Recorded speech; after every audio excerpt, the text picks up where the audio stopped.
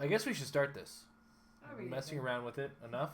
Okay, I'm reaching over and I don't want to be squatting in front of the camera when we get this going. So, faded in nice. Faded in nice. Look at that. Clix class is in session, kids. This is where we get to play with our pajamas on. Oh, welcome to lesson 1, ladies and gentlemen. And I've been very lazy and didn't get HC Realms open. But while Amber's doing that, I'm going to, I guess, introduce the idea of the show as Amber has not even gone close to opening HC Realms on the screen. So what recently happened is we're starting to realize that Heroclix rules are starting to normalize. By normalize, I mean we don't have enough content to run a weekly show where Amber just kind of gives us a high level of rules. And it really became obvious when we covered those last 3 resources, there wasn't really a lot of hard rules that needed to get covered. We even asked you guys, and a lot of, oftentimes when we ask, the players, it's, they'll come up with an idea, and it's like, well, we did that episode, or we might redo that episode, but it's not really necessary right now. So, Amber, what does that mean for Dial It Up? Basically that means for Dial It Up at this moment is going to turn into a monthly show, and really only if there is content. I've got about 4 episodes in the wings right now, and none of them are really necessary or asked for. They're just things that I'm like, I should do an episode about that. And one of them is actually just a recap of a previous episode so that I can put an emphasis on a certain ruling. Because you put the wrong emphasis on the wrong syllable? Well, no, it was more of, I was like, this is the rule, but I didn't really explain how that affects the game, and now that it's actually affecting the game, it's like, oh, I should explain myself more on that.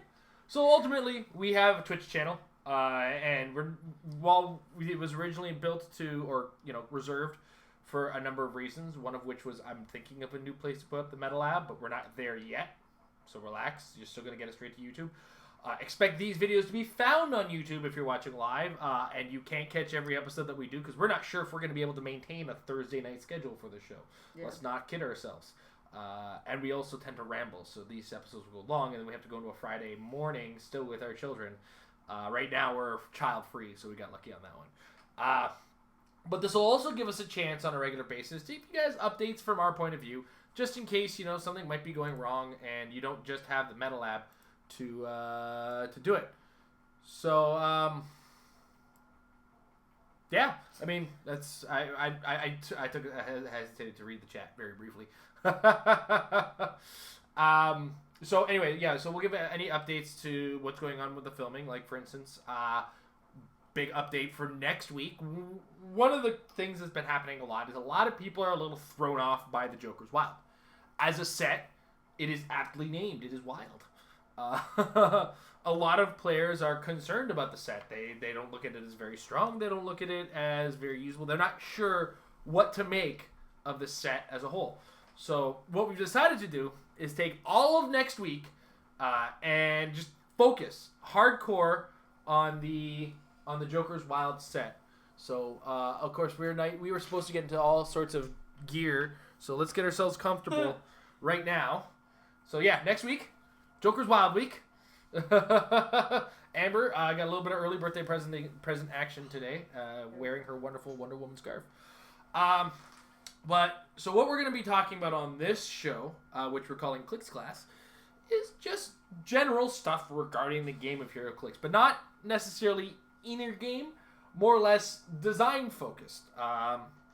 And by design focused, I mean we're going to talk a lot of hypotheticals, a lot of ideas, a lot of high ideals. We're going to compliment, or critique things that we've noticed from some sets. We'll go as far back as old golden sets just to see design ideas and how they've evolved. And so what we're going to do basically today is we're just going to go through every set in existence, give a high-level idea of what we remember from the set, what was going on in our lives at the time too, because There's 15 years of history, man. There's a lot going on. It's half my life. Half my life has been spent playing this game. Half of your life, starting as of tomorrow, right? As of tomorrow. As of tomorrow is half your life. Tomorrow I turn 30, so as of tomorrow, will be half my life has been spent playing this game. That's right. Happy birthday, Amber, tomorrow. So, a little early birthday gift from Amber to you. That's not how birthdays work, is it? All right, so let's pull up HC Realms, Amber. We're not going to screen share necessarily yet. I don't think we're at that stage where we need to do that. But we're mostly because we're talking about things.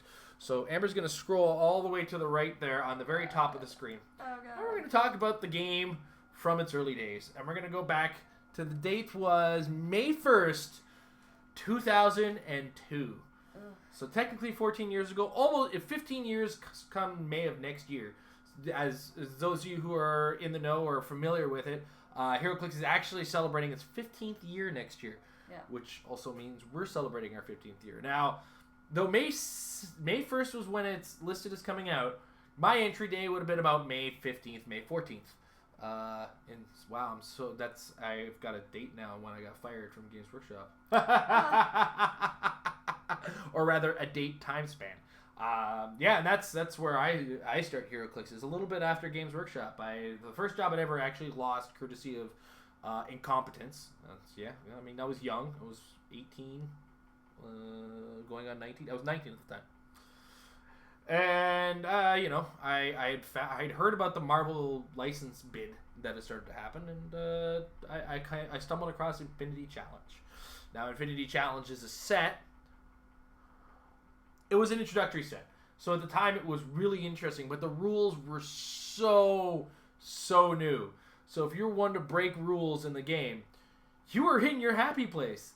There's a lot of rules that stem now from a lot of things that occurred in the set. Specific examples would be low point flyers like the Wasp. Because at this time, and I think we've said it in the past, but it bears repeating, flyers, when this game first started, were able to carry other flyers. Yep. It was a scary idea, and what's worse is when you got carried, you were fully able to take another action thereafter. There was nothing stopping you from that, and that was a pretty scary thing, to say the least.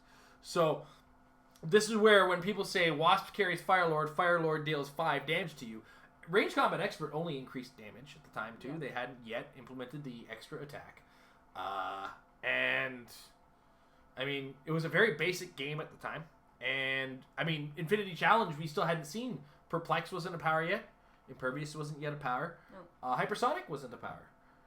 In fact, it was the set only seemed to have gray-based powers as far as those power sets are concerned, which we'll get into in the next set.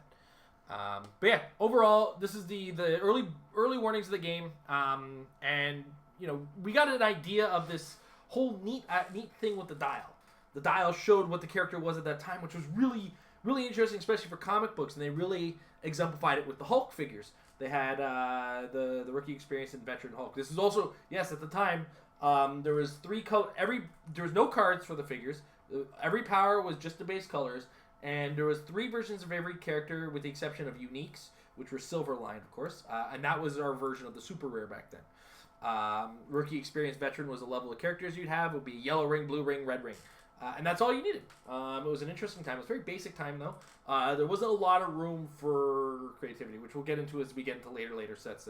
That's where things start to get a little bit noticeable. But did you start you started in Hyper Time, if I remember correctly, right? No, I started with Infinity Challenge.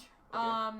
But my introduction to it was my older brother had picked up the starter set, had come over to school, because I was staying after school for an audition for the school play, and he had caught me while I was waiting for my audition, and he was like, check out this awesome thing that I picked up, and when you're done with your audition, we're going to go home and we're going to learn how to play it. And at that time, it was very possible to sit down, take like an hour or 2, and learn how to play Heroclix. And that's all you needed to do. No, that wasn't necessarily for the better. That's not necessarily the greatest thing about it, but it was possible that the very first set, when the game first came out, you picked up the starter set, you knew how to play. And then, so I thought it was really awesome. I really enjoyed playing it. I actually had a board. I'm never gonna remember the name of it. I had a board game, a miniatures board game when I was younger that I played with my dad and my brother, and it had a dial-based health system. Now it didn't have any other stats, just health on the base of the figure itself. And when that figure took damage, you just clicked down. It was just a countdown, basically a countdown dial. So I was like, hey, it reminds me of that game. That's cool. But then beyond that, I started picking up packs and collecting figures, and because I was 14 at the time, I was picking up packs based on the characters that were on the outside of the pack. And then I was like, this is awesome. I'm collecting figures. And then my brother just was like, yeah, I don't feel like playing anymore. So then I still bought a few more packs, but I didn't actually start playing until a couple of years later, like regularly playing. I learned how to play it the first set, collected some figures, and then unfortunately the game died for me personally for a little bit before getting into... So I actually stopped. Like I started with Infinity Challenge, bought some Infinity Challenge, bought some Hyper Time, but then didn't come back into actually playing until Ultimates, I think. Yeah, I think that's when I first met you. Yeah. But beyond that as well, I did mention that there was no brown powers in Infinity Challenge. There also wasn't any purple powers. Force Blast wasn't yet a power. Smoke Cloud wasn't yet a power. Willpower wasn't yet a power. Close Combat Expert wasn't a power. Yeah, we had like very basic. Yeah. By basic, I mean like basic colors like green, red, orange. And then we get into the next set in immediacy. But here's a funny thing. There's a funny thing about that. But let's get into what the next set was. The next set released was Hyper Time. It's Hyper Time, and that was at the same time. Yeah. Or at least it's listed at the same time. Was it? They're both listed. No, that one's September, May, then September. Oh, I need to be wearing my glasses. Hyper Time was released in September. Numbers are small, guys. Now, one thing worth noting, when initially released, if you were to go to a HeroClix tournament at this time, which started shortly after the first two sets had come out, your tournament would be listed as either Marvel or DC. It wasn't until many years later that we actually started to get this combined concoction that we have in the game of HeroClix now. It took years of begging on WizKid's side, I believe, and players begging too, to get the license in order to allow this. It's an important thing to note, because what I'm about to say is probably going to throw you off ever so slightly. Just get it all out. It's okay. I'm dying. It's okay. Continue. You sure? Yeah. And Amber's going to confirm her if she wants to pull up the Hyper Time list and just check one. I want to check one figure very briefly. I want to be sure I don't talk out of my butt. There's a Catwoman in the set, I believe? There should be. Or at least a cat girl. There she is, yeah. Catwoman. Click on her for me. All right, excellent. This proves. Click them all. Just to be sure. Go through them all, because the three figures are different. You just went past it. You should be watching this on the screen. It's like watching a drunk drive. Okay, no, I'm going to be incorrect if I try to say the next thing I want to say. Okay, because I'm trying to remember which colors. I know one color wasn't in Hyper Time, but there was another color, I believe. There's a number of powers that didn't quite cross over, and I thought they were the red ones for some reason, but I am incorrect.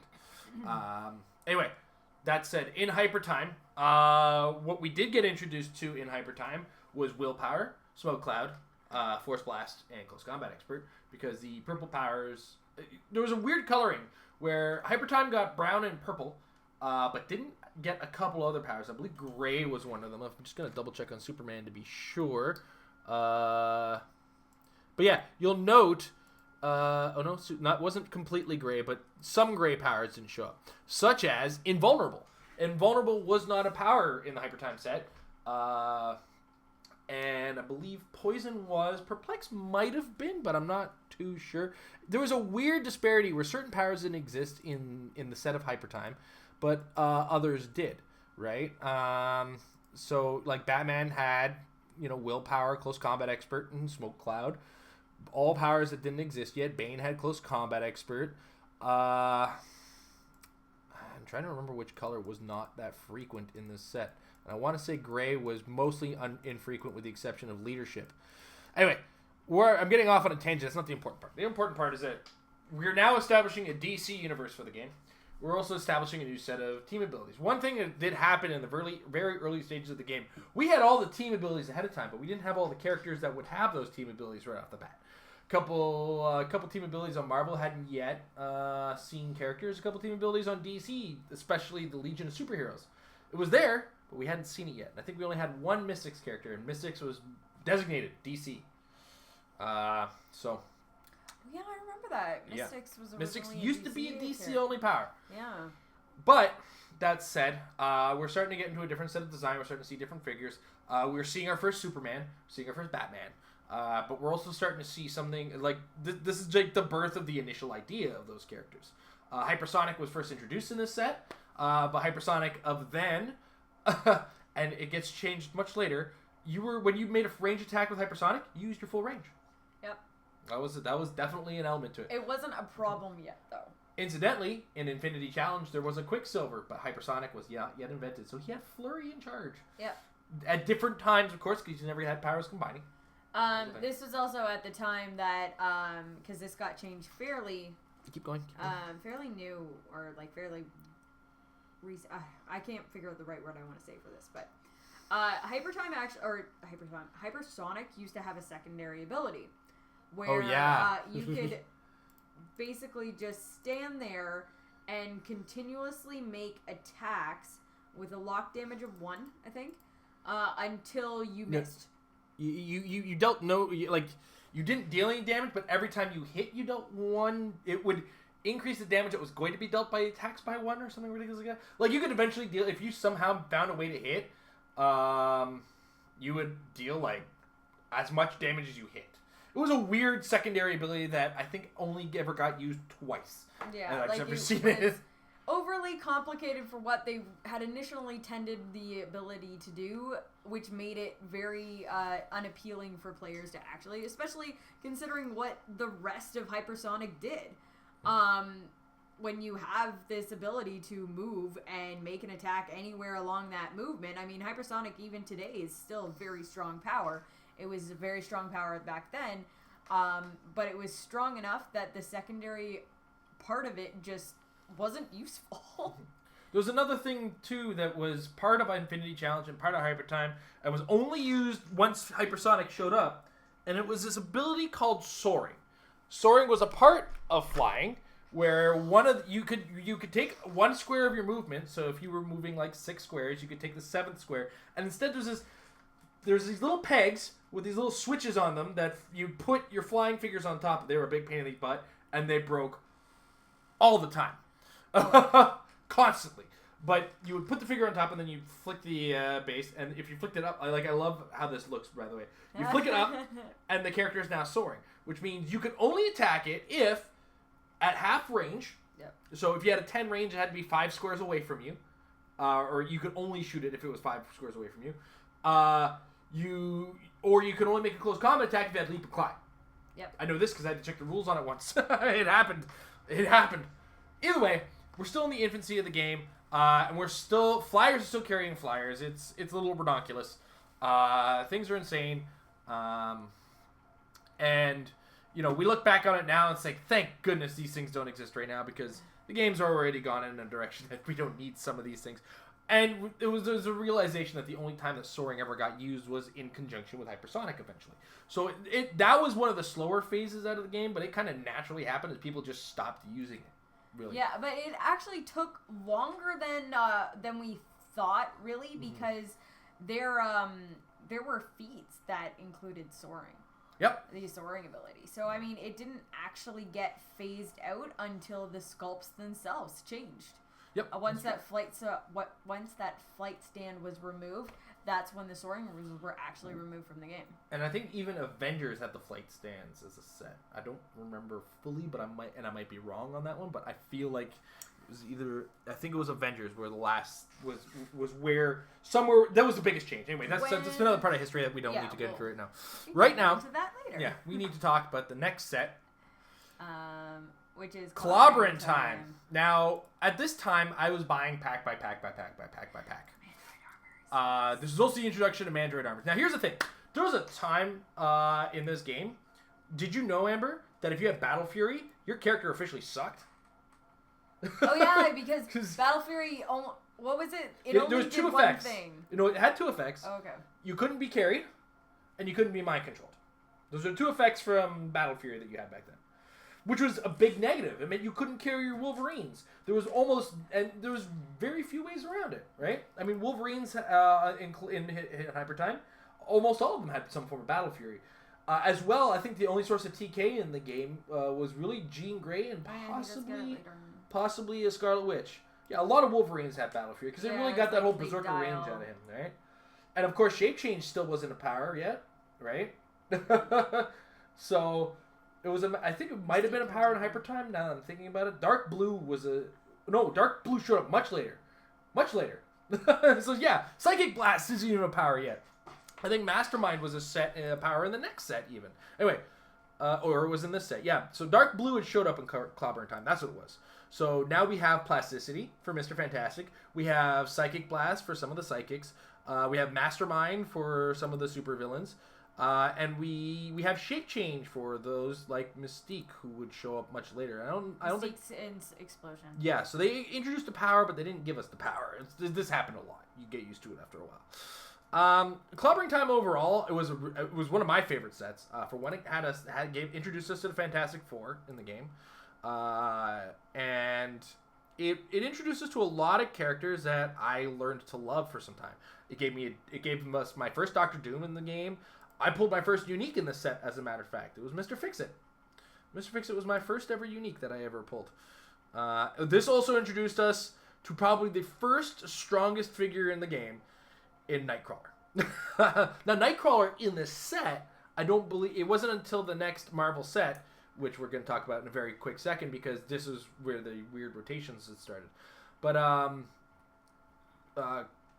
Nightcrawler was about to become one of the scariest things in the game. And we're still flyers being able to carry guys, and you're still able to take actions after flying. So no special powers or anything like that. I got Mr. Fix-It. Brown powers are starting to show up in Marvel now. We're getting Hypersonic. We're getting Impervious. Perplex showed its face here because I believe Mr. Fix-It, if you got it right there, it gets Perplex in the middle of his dial. This is my favorite Hulk for a long time. I played him on all teams that I had a chance to play him on. Overall, I really liked the set when it first came out, but you look back on it now and it's pure poo-poo. And one thing to note, if you go back and look at these sets on HC Realms, you'll see a bunch of character rail names. Those were the LEs that we had to deal with. And if you look at some of those are pretty crap in comparison to some of the rookie experience and veterans. They're different in a lot of cases, but they're really, really just poo-poo. Yes, there's also a little bit of controversy. There's a figure in this set, Logan, that was Wolverine. At a certain point in the production run, it had a cigar in his mouth, and parents were like, huh? This is heavily advertised towards kids at the very beginning. Yeah, even though it still came with the 12, I think it came with a 12 plus suggested age at the time, before they started getting into the 14 plus. But anyway, Clobbering Time really started to change the power set in the game, but not really have a drastic effect on the game. But it was the next two sets, I think, that really started to shape the future of HeroClix. Some for the best, some for the worst. And that would be the next set being Explosion. An X-Men focused set after Clobbering Time. And yes, that's right, 2 Marvel sets in a row, guys. Oh my gosh. Because Marvel came first for HeroClix, and Marvel, from the get-go, has been very easy, I think, for WizKids to deal with. We get sets out of them, it seems like, without argument. And it seems like Marvel just kind of pushes its own agenda in a certain way. So, that was kind of the nature of the game. And Explosion, Amber keeps switching away from it so that we can take a quick, brief overview of the set. This had the biggest, smallest figure in the game. And that was the Con Artist.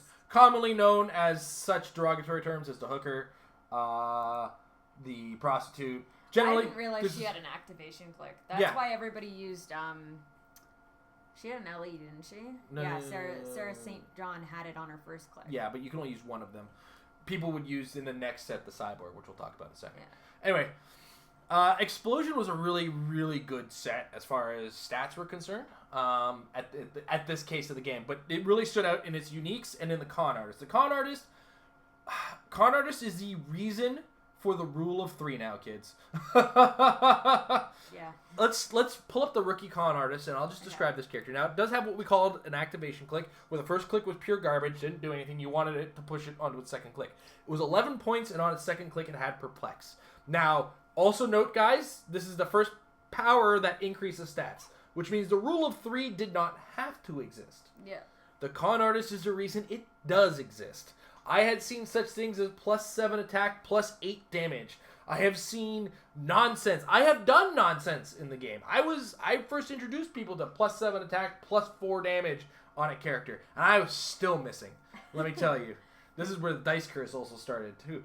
We had hand ninjas in the set, along with the LE Electra hand ninja. Mm-hmm. It was like a 23-point figure, like an 18-point figure with 8 attack but 3 damage, and the Hydra team ability and stealth, and the LE. Third from the LE. Third, yeah, sorry. There we go. It was like 8 attack, 3 damage on 19 points with the Hydra team ability. It was insane. Now, what we should also point out is that, like, a lot of people nowadays are going to be like, what, an 8 attack? 8 attack is actually super strong when you consider the fact that most, if not all, defenses were 15 or 16. Yes. And Perplex was only during your turn. You couldn't Perplex up defenses at this time. Yeah. So, like, once the turn was over, you're sure you Perplex up your defense. Good on you. This was also a time where you would look at a dial and look at the end of the dial and say, well, they're easy to heal. Because that was a requirement on a character. If a character had a late dial spike in his defense, you'd complain. It's like, how am I supposed to heal this guy? But, like, if Amber pulls up that Weapon X there, this was a figure, I was like, 14 defense on half of its dial. Yeah. I was always trying to figure out why I could never use this figure properly. Well, that was why. Yeah, like, it's just... Yeah.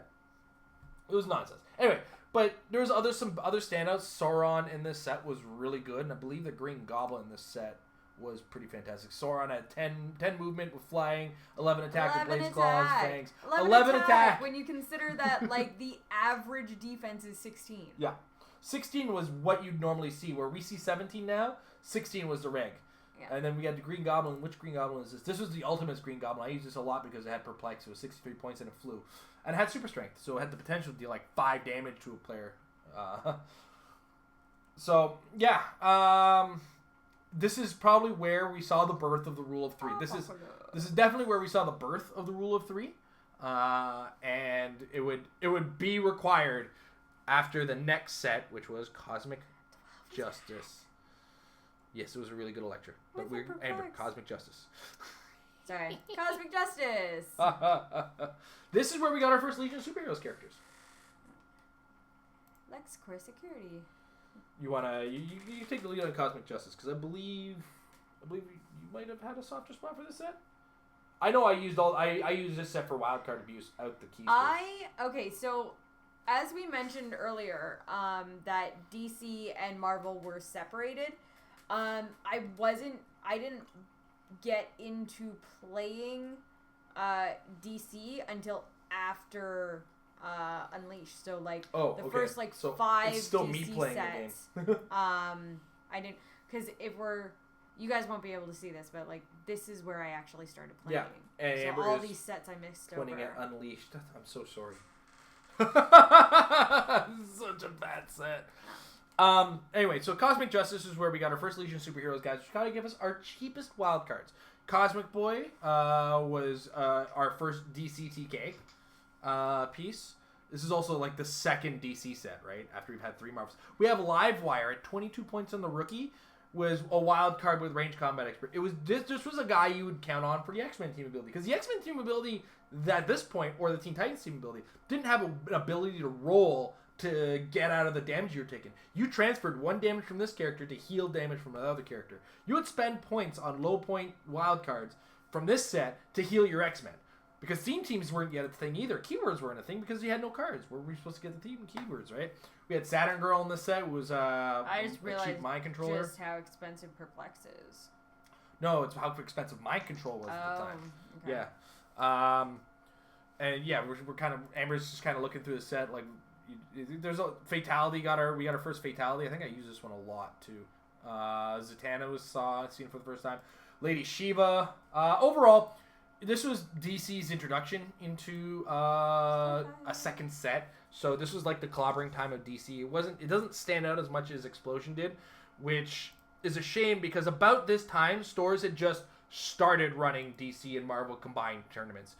They weren't properly prize supported by WizKids. You used to actually have to put your event up before getting your prizing for an event. And WizKids wouldn't support these, so unless stores had some extras or extra prizing hanging around somewhere, you wouldn't get a chance to really compete in these. We did see our first Wonder Woman in the set, yeah. This was the introduction of the Green Lantern, too, who would eventually become a tank, which we'll describe when we get into fee cards. Is this Jon Stewart? That's Jon Stewart, yeah. But next, uniques were... This was just other than the wild cards, this was just kind of a set. But we're also starting to see the trend of what is a character going to be when we put it in the game, right? And WizKids really was hard-pressed to keep us interested in some of the characters because, you know, if I have somebody who's built like the Thing or the Hulk, I'm expecting them to have charge, super strength, a bunch of damage, yay. And they weren't super exciting. We're also still in the ages of 10 range on probability control, which is a rarely seen power. 10 range on outwit, 10 range on perplex. So it was just kind of a... This is just a state. We're in a hover state now in the game. And then we move into the next set, which was Indie Clix. All right, I'm going to very quickly just describe. This is a one-time thing that unfortunately didn't stick around. This is now, WizKids is starting to support hybrid tournaments, which is great. But Indie just couldn't find their way into it. They had some wild cards, but this was Blade's Claws. We like to call this Blade's Claws Fangs a set. A lot of us in my area did try to collect some of the characters, but not a lot of what the set was made up of, which was a lot of martial artist type characters. Like, I'm pretty sure if we look back on it now, this would be a set we have almost in the entirety be martial artists. I was there for some of the Hellboy characters and the Judge Dredd characters. Unfortunately, there was a divide in this set between Europe and North America, Amber. Europe got the unique judges. Got the different judges, the dark judges. So, we had our Judge Dredd. We had Abby Chase. Abby Chase was one of the Danger Girls. We had Judge Dredd. We had Johnny Alpha. A couple Judge things. Hershey, wasn't it? Judge Hershey, yeah. But then, and we had Judge Anderson as well. And we had Judge Death. But then there was the Brit City Judge. There was if you look on the list on HC ROMs after the uniques, there's the Brit City Judge, Styx, Wolf Sternhammer, Torquemada, Nemesis, Judge Fire, Judge Mortis, and Judge Fear. This is where we had a divide between North America and Europe. Europe got some of these characters, we didn't. I had no idea. It was a weird licensing thing because I guess part of it is Judge Dredd is a little bit more popular in Europe. But I mean, this was it. This was, I think, one of the biggest challenges they had with the indie set and why it didn't really stand the test of time. Yeah. And why we started to get little bits of it, which we'll talk about a little bit later. All right, next set. Critical Mass. Also known as Critical Miss. Yeah. Oh, boy, what a rough set. This was not a very good set. I got a little excited because in the sense of competitive play, I had a hard time using the Hulk. I'm a big Hulk fan at the time. But the game is played at range. We got our first Morgan Le Fay. We got our first taste of Adam Warlock. We got a lot of unclicked, interesting characters. And then we had a Hulk with guns, Amber. What? Yeah, we had a Hulk with a gun. I was so excited. And then I tried to play him. So overall, a non-plussing set. There was a lot of unclicked characters. But again, we're starting to hit that area where it's like we start to just be able to assume sets or assume figures. Alec was the least surprising figure of the set. He was super strong and as he was expected. Umar, was pretty much the only one we could say was going to be very interesting. Celine, we knew was going to be a vampire of some sort, so she's going to have some steel energy. Terrax was going to have a lot of Blade's Claws and a lot of high stats. He was really one of the high points of the set. If you pulled him in sealed, you won. We got our first taste of Venom in this set. He was terrible. I used him for perplex more than anything. Overall, the set was just not interesting. And it was That's where I got patched. Yeah, it was a shame because I think the LEs really stood out in this. But this was also the year, this summer, was when the con exclusive Galactus showed up. And we also realized in the game of HeroClix, nobody could take what they just threw at us. Galactus, ladies and gentlemen, was a scenario. 16 range with 3 targets, Psychic Blast, 16... The first click on the 1,000 point, 1,800 point Galactus, 20 movement, 16 attack with Perplex, or with Psychic Blast, 21 defense with Impervious, and 8 damage with Exploit Weakness. There was no 1,000 points you could do to even dent this guy. Yeah. Plus, it also implemented the rule of 3. Problem. A shame, but it was cool to have for a little bit. But then, I think this is where power creep really starts. So we hit Unleashed, which is a DC set. Along the lines of Cosmic Justice. It's more of just a floating pattern that continues. We see some more Legion superheroes is really starting to show up more and more frequently. We're starting to see the trend of Batman show up. This set was a little, what's the rate of frantic, to say the least. Everywhere. Yeah, there's no but at the same time there was really no themes to sets unless oversized, overarching. Oh, but this is also the first time that we had a lot of powers get added. Now, when I say the Galactus had Exploit Weakness didn't exist until Unleashed, which introduced to us Earthbound, Quake, Combat Reflexes in the most complex version of a power I've ever seen in my life, and Exploit Weakness. All those dark or lime green powers, we call them now, showed up in this set for the first time. Mm-hmm. As well as the first time we got the Kingdom Come characters when their original team ability. This is Hyper Time wasn't even a team ability yet. Kingdom Come was the originator of that functionality of a team ability. I don't know why they just decided to make them the same thing. Why they... To make them better. Yeah. Either way, we got our introduction with the Kingdom Come Batman, whose defense was terrible. Kingdom Come Wonder Woman, who... If you hit her, felt very glass-jawed because of her defense. She's got an 18 But she did have an 18 defense, which was insane back then. And we got our Shazam, Kingdom Come, based on the Kingdom Come. That activation click. Oh, boy. But yeah, this was a set that really stood out because if it wasn't for the KC guys, it was also the first set, back in this day, it was 4 figures per pack. True. And this is the first time you got screwed out of one of those figures. Because of the Bat Sentry. He was double tall. And I believe there was another set. Was Critical Mass the one that introduced us? No. Okay, it would have been the next Marvel set, I believe. But yeah, so Unleashed. It was a good set. It was a cool set. It got a lot of people excited again. We got our introduction to Hal Jordan. The Green Lantern team ability is out. And the game's out of steady holding pattern. And then we have Universe. Universe is weird. It's the first reprint set we ever had. It was just a reprint. Only.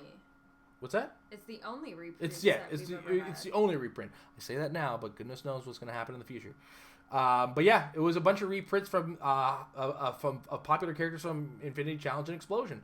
It was non-plussing. It wasn't interesting. In the meantime, City of Heroes has shown up on the market in the game space, and some LE figures are given away in them. But you said Unleashed was where you started DCing? I went back and got DC stuff. That's right. Because after Universe, we hit the changing point of the game. Ultimates had showed up. And this is where I actually started collecting and playing again and getting into actually... this was at the time where I was just finishing up high school. So I had some friends that were in college and they played it as well. So I started buying again. Ultimates was the set for me. They had the Ultimate Black Widow and Hawkeye, which I absolutely loved. They introduced the Morlock. It was they introduced the Morlock, and it was the only time they gave the Morlock team ability to anything. We had Hellcat. They had the Ultimates Wolverine. Which, we had the Ultimate X-Men team ability and the Ultimate team ability show up on the set. And beautiful sculpt. I loved the execution of it, but this was also back when we had, before we ever had Oreo dials or anything like that, we had Clix.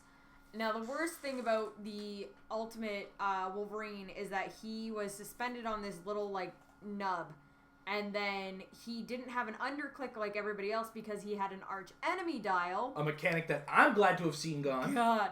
And so he had an overclick, so you actually had to, like, dig your, or how I clicked it would, like, dig my nail into the dial window to turn it, because you couldn't hold his figure. If you hold his figure, he wasn't on there anymore.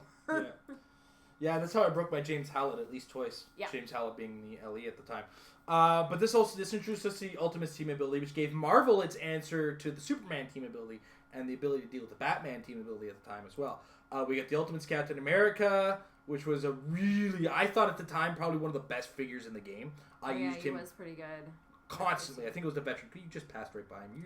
You're a drunk driver when you have the mouse. I can't. Yeah, the veteran at the time was the one I was using the most. I believe he was. Yeah. Yeah. Like that's a dial that's okay now. That's true.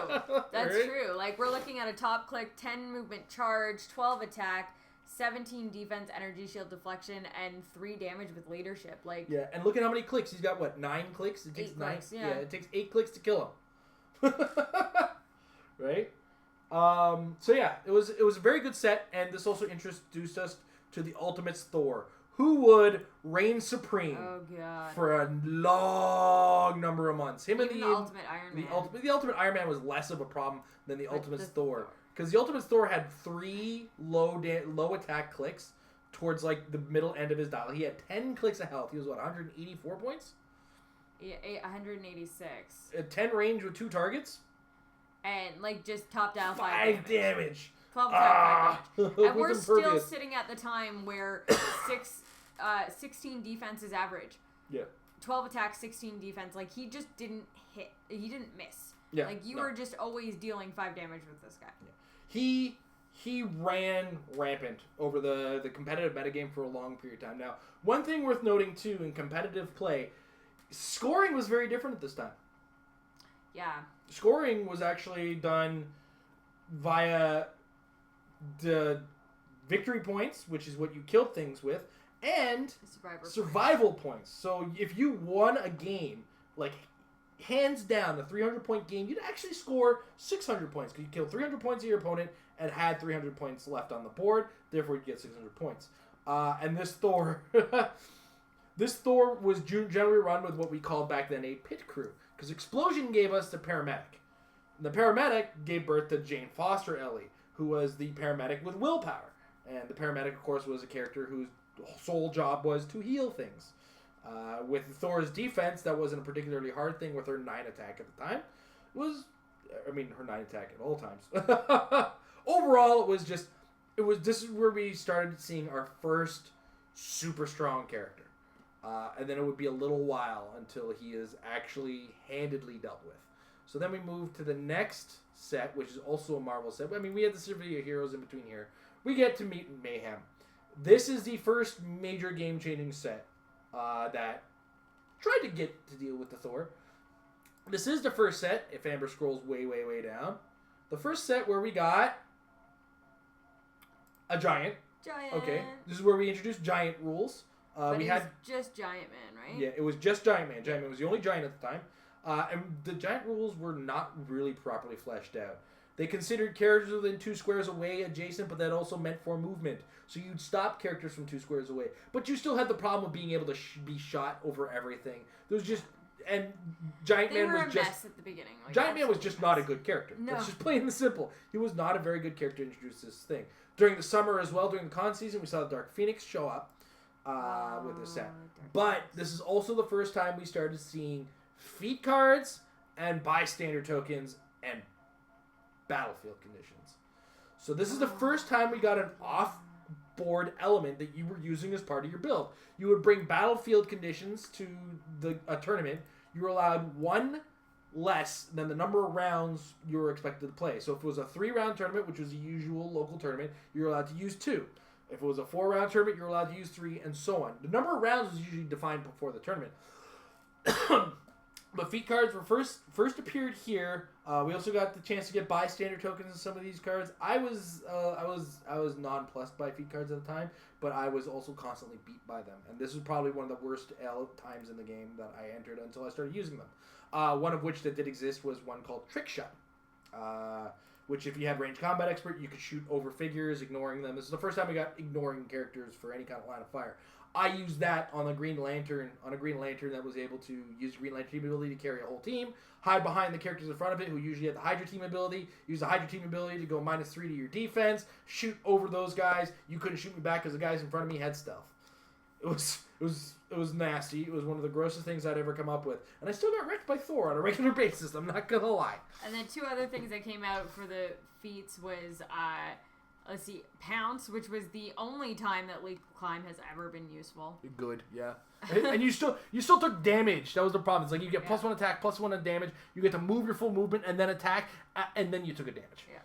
And then there was automatic regeneration. If a character had regen, it had automatic regeneration, where you get to use free regeneration as a free action. This is where powers are starting to get defined as things. Yeah. Free actions, power actions, close combat actions, all this is starting to kind of flesh itself out. So now we have feat cards and battlefield conditions in the game, and we get into Legacy. DC's introduction into those. Legacy was a set that sold out quite often, but it had nothing to do with the contents of the main portion of the set. Everybody was chasing the uniques in the set. Why, you ask?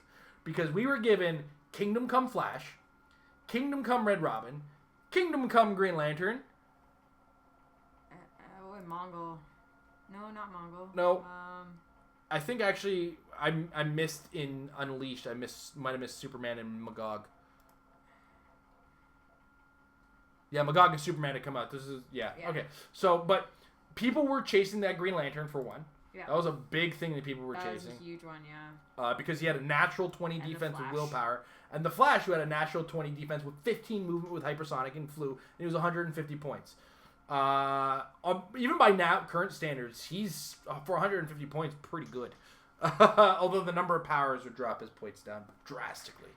And of course, we saw, once again, some Armor Piercing. feat cards. Armor Piercing has shown itself, giving birth to the eventual lamp user, or lamp power, as it was. Stunning Blow made its first appearance. Made incapacity good. Yeah, isn't that basically what... Oh, no, it's even better. When character makes a successful attack using Incapacitate, in addition to the effects of Incapacitate, the character may deal damage equal to its unmodified damage value. Yeah. I think you put this on Black Widow at every chance all you had. the time. There was like 3 feats. There is a game breaker in there, though. There's only other 3. Oh, in contact with Oracle. The first resource, ladies and gentlemen. Yeah. I don't care what you say. In contact with Oracle, choose 2 or more characters. Oracle may not be chosen. Characters are agents. As long as it's not the target of mind control, when an agent is given an action, you may choose to give it one of its combat values, +1 until the beginning of your next turn. This is where we first, even Perplex still wasn't upping your defense. This is the first source of defense increase. It was 10 points per character, and it could be 2 or more characters on your team. So you can put your whole team set up with this. In addition to which, there was a bunch of powers you can gain from Oracle if you played it. You never played it with Oracle. Nobody ever did. You only ever saw this power, pay 10 points, I only ever saw Chris play it with Oracle. Yeah. And he even didn't always pull it off. Yeah. But this is also the first time somebody was able to get around Outwit in the sense of Fortitude. Oh, yes. Fortitude, 25 points. This the character required, or it could be any character, and they ignored Exploit Weakness and Outwit. At this time, because of Outwit's 10 range and cheapness on figure, everybody was looking for a way out. Yep. How did you get away from Outwit? This was it. You spend 25 points to get away from Outwit. This was another element of game shift. But at the time, in the 300-point metagame, Thor is still running rampant. Because people started adding Fortitude to Thor. Yep. And in contact with Oracle to Thor. There was no limits on the feat cards. You could have half your team be feat cards if you want. I think really got bad a little later on, but we moved next to the next set, the first biggest gimmick we got introduced to in the game, which people were 50-50 on. And this was Fantastic forces. The biggest problem people had with this set was that it was 3 figures per pack. Yeah. Why was it 3 figures? They introduced the peanut base and another thing. And the giants. Yeah. Now, like we had mentioned, this is at the time where booster packs only had 4 figures. Now, a pack of Fantastic Forces either contained a peanut base or a giant. So this entire set was sold 3 figure per booster instead of 4. What a drag. So this was actually the first set that I bought cases of. That I actually, me and my buddies got in and bought a case of this, and I remember actually cracking open cases of this. Because there was, like, the collectability on this was ridiculous, and this was actually... Tell them, before we get into that, how big was a case back then, Amber? Because there was... Oh, yeah, because... No bricks yet. Yeah, there weren't bricks. That came later with the 5-figure boosters. Well, bricks came before that, but... Oh, yeah, because the buy it by the brick. Mm-hmm. Weren't they, like, what was 48 packs boosters? per brick. Or per case. Per case. They were huge, which is why I said that, like, a few buddies of mine, we went in on a case together because splitting a case was, like, everybody got, or, like, splitting a case was, like, 24 boosters each. Yeah. Like, it was ridiculous. Keep going. This is also, at the time, this came out a month after I met Jason. So this is when I was actually playing in tournaments now. Yep. And this was the first time I got a chance to experience pre-release when they were important and interesting. They were rare. They were very rare. It was like 1 per province or state, depending on where you lived. Mm-hmm. They were very difficult to get, and it was really exciting to get into a pre-release list. Unfortunately, for my pre-release experience in this set, I only got a chance to not use 2 of my figures. It's also where I fell in love with the Swarm. But there's an important element that did get introduced in this set. Transporter. I was now able to get a character who could hypersonic without having to have hypersonic. You could have it full dial. Now, granted, I lost 2 to my attack, which was a big thing when you consider that almost all of them had like 9 attack at the time. This is the set that introduced us, though, to one of the biggest boosts to Pulse Wave at the time in Nova Blast. Nova Blast we like to call the one-use kill your team. Because it was an ability that took Pulse Wave and said, okay, I'm going to deal my printed damage, or is it, unmodified damage for the attack, no matter how many clear lines of fire I can draw. So if I can draw a line of fire to like 8 of your characters with Nova Blast and I have 4 damage of Pulse Wave, all your guys are taking 4 damage. I'm sorry, I got bad news for you. I'm going to take 2 damage for it, but if I got 8 of your guys and I dealt each 4 damage, that's 32 damage I just dealt, right? Yeah. And this also, like, this gives you, the way this is written, this gives you a taste of how just convoluted the rules used to be. So this is the wording on Nova Blast. When the character uses Pulse Wave, its damage does not become 1 for the attack. Use the character's unmodified damage value for the attack regardless of how many clear lines of fire can be drawn. So there's no AoE. After resolving this action, the character takes 2 pushing damage that ignores willpower and team abilities. Remove this Nova Blast from the game. So that would have been take 2 unavoidable damage. Unavoidable damage wasn't a thing yet. Yep. And we also got double time to go with transporters, so they could double their movement. So this is the first time the map didn't matter. Because Lockjaw. This actually was. This is the set that gave birth to Lockjaw. Yeah, this is the lamp. This is when lamp became a thing. No, lamp wasn't until the next set. Oh yeah, because we need the icons. We need the Joker. We need the icons Joker. Yeah. The next set is the game changer. This Atlantis Rise. Okay, so Atlantis Rising is the battlefield condition that cost Ryan his Galactus. Yeah. Everything's water. What? All clear, non-elevated terrain becomes water. Mm-hmm. And there were a few maps that were just kind of rooftops. Yeah. You know what was brutal, though? There was no marking on what elevation you were on. There was only 2 elevations. You were either elevated or not. It was always hard to tell where the ladders were. But yeah, battlefield conditions are continuing. Pogs are continuing. Everybody was fighting for Wild Sentinels. They ended up going in price because everybody wanted them, and I was very sad about that. We're starting to now get into a point where Pogs are getting powers. Yep. And we got, I think Franklin Storm, I raved about being the most insane thing ever. Franklin Richards, sorry. Because Franklin Richards is in the set, right? I swear I saw you click on him. No? Okay, I'm crazy. Anyway, it doesn't matter. Because the next set was probably one of the biggest things to ever happen in the game. And the biggest problems ever This existed. was the... Like, I had just gotten back into the game, and this broke me. Like, I just started playing competitively and I just stopped caring because the next set that came out was Icons. Icons doesn't seem so bad if you look at it now, but at the time you got to consider that Thor is running rampant, but he's now been managed by feats. You can deal with Thor with less than a Thor, right? It took some work, but he was beatable, and you could still outwit him. The problem in this set came in the form of the Veteran Superman, often still referred to as Veteran Icon Superman.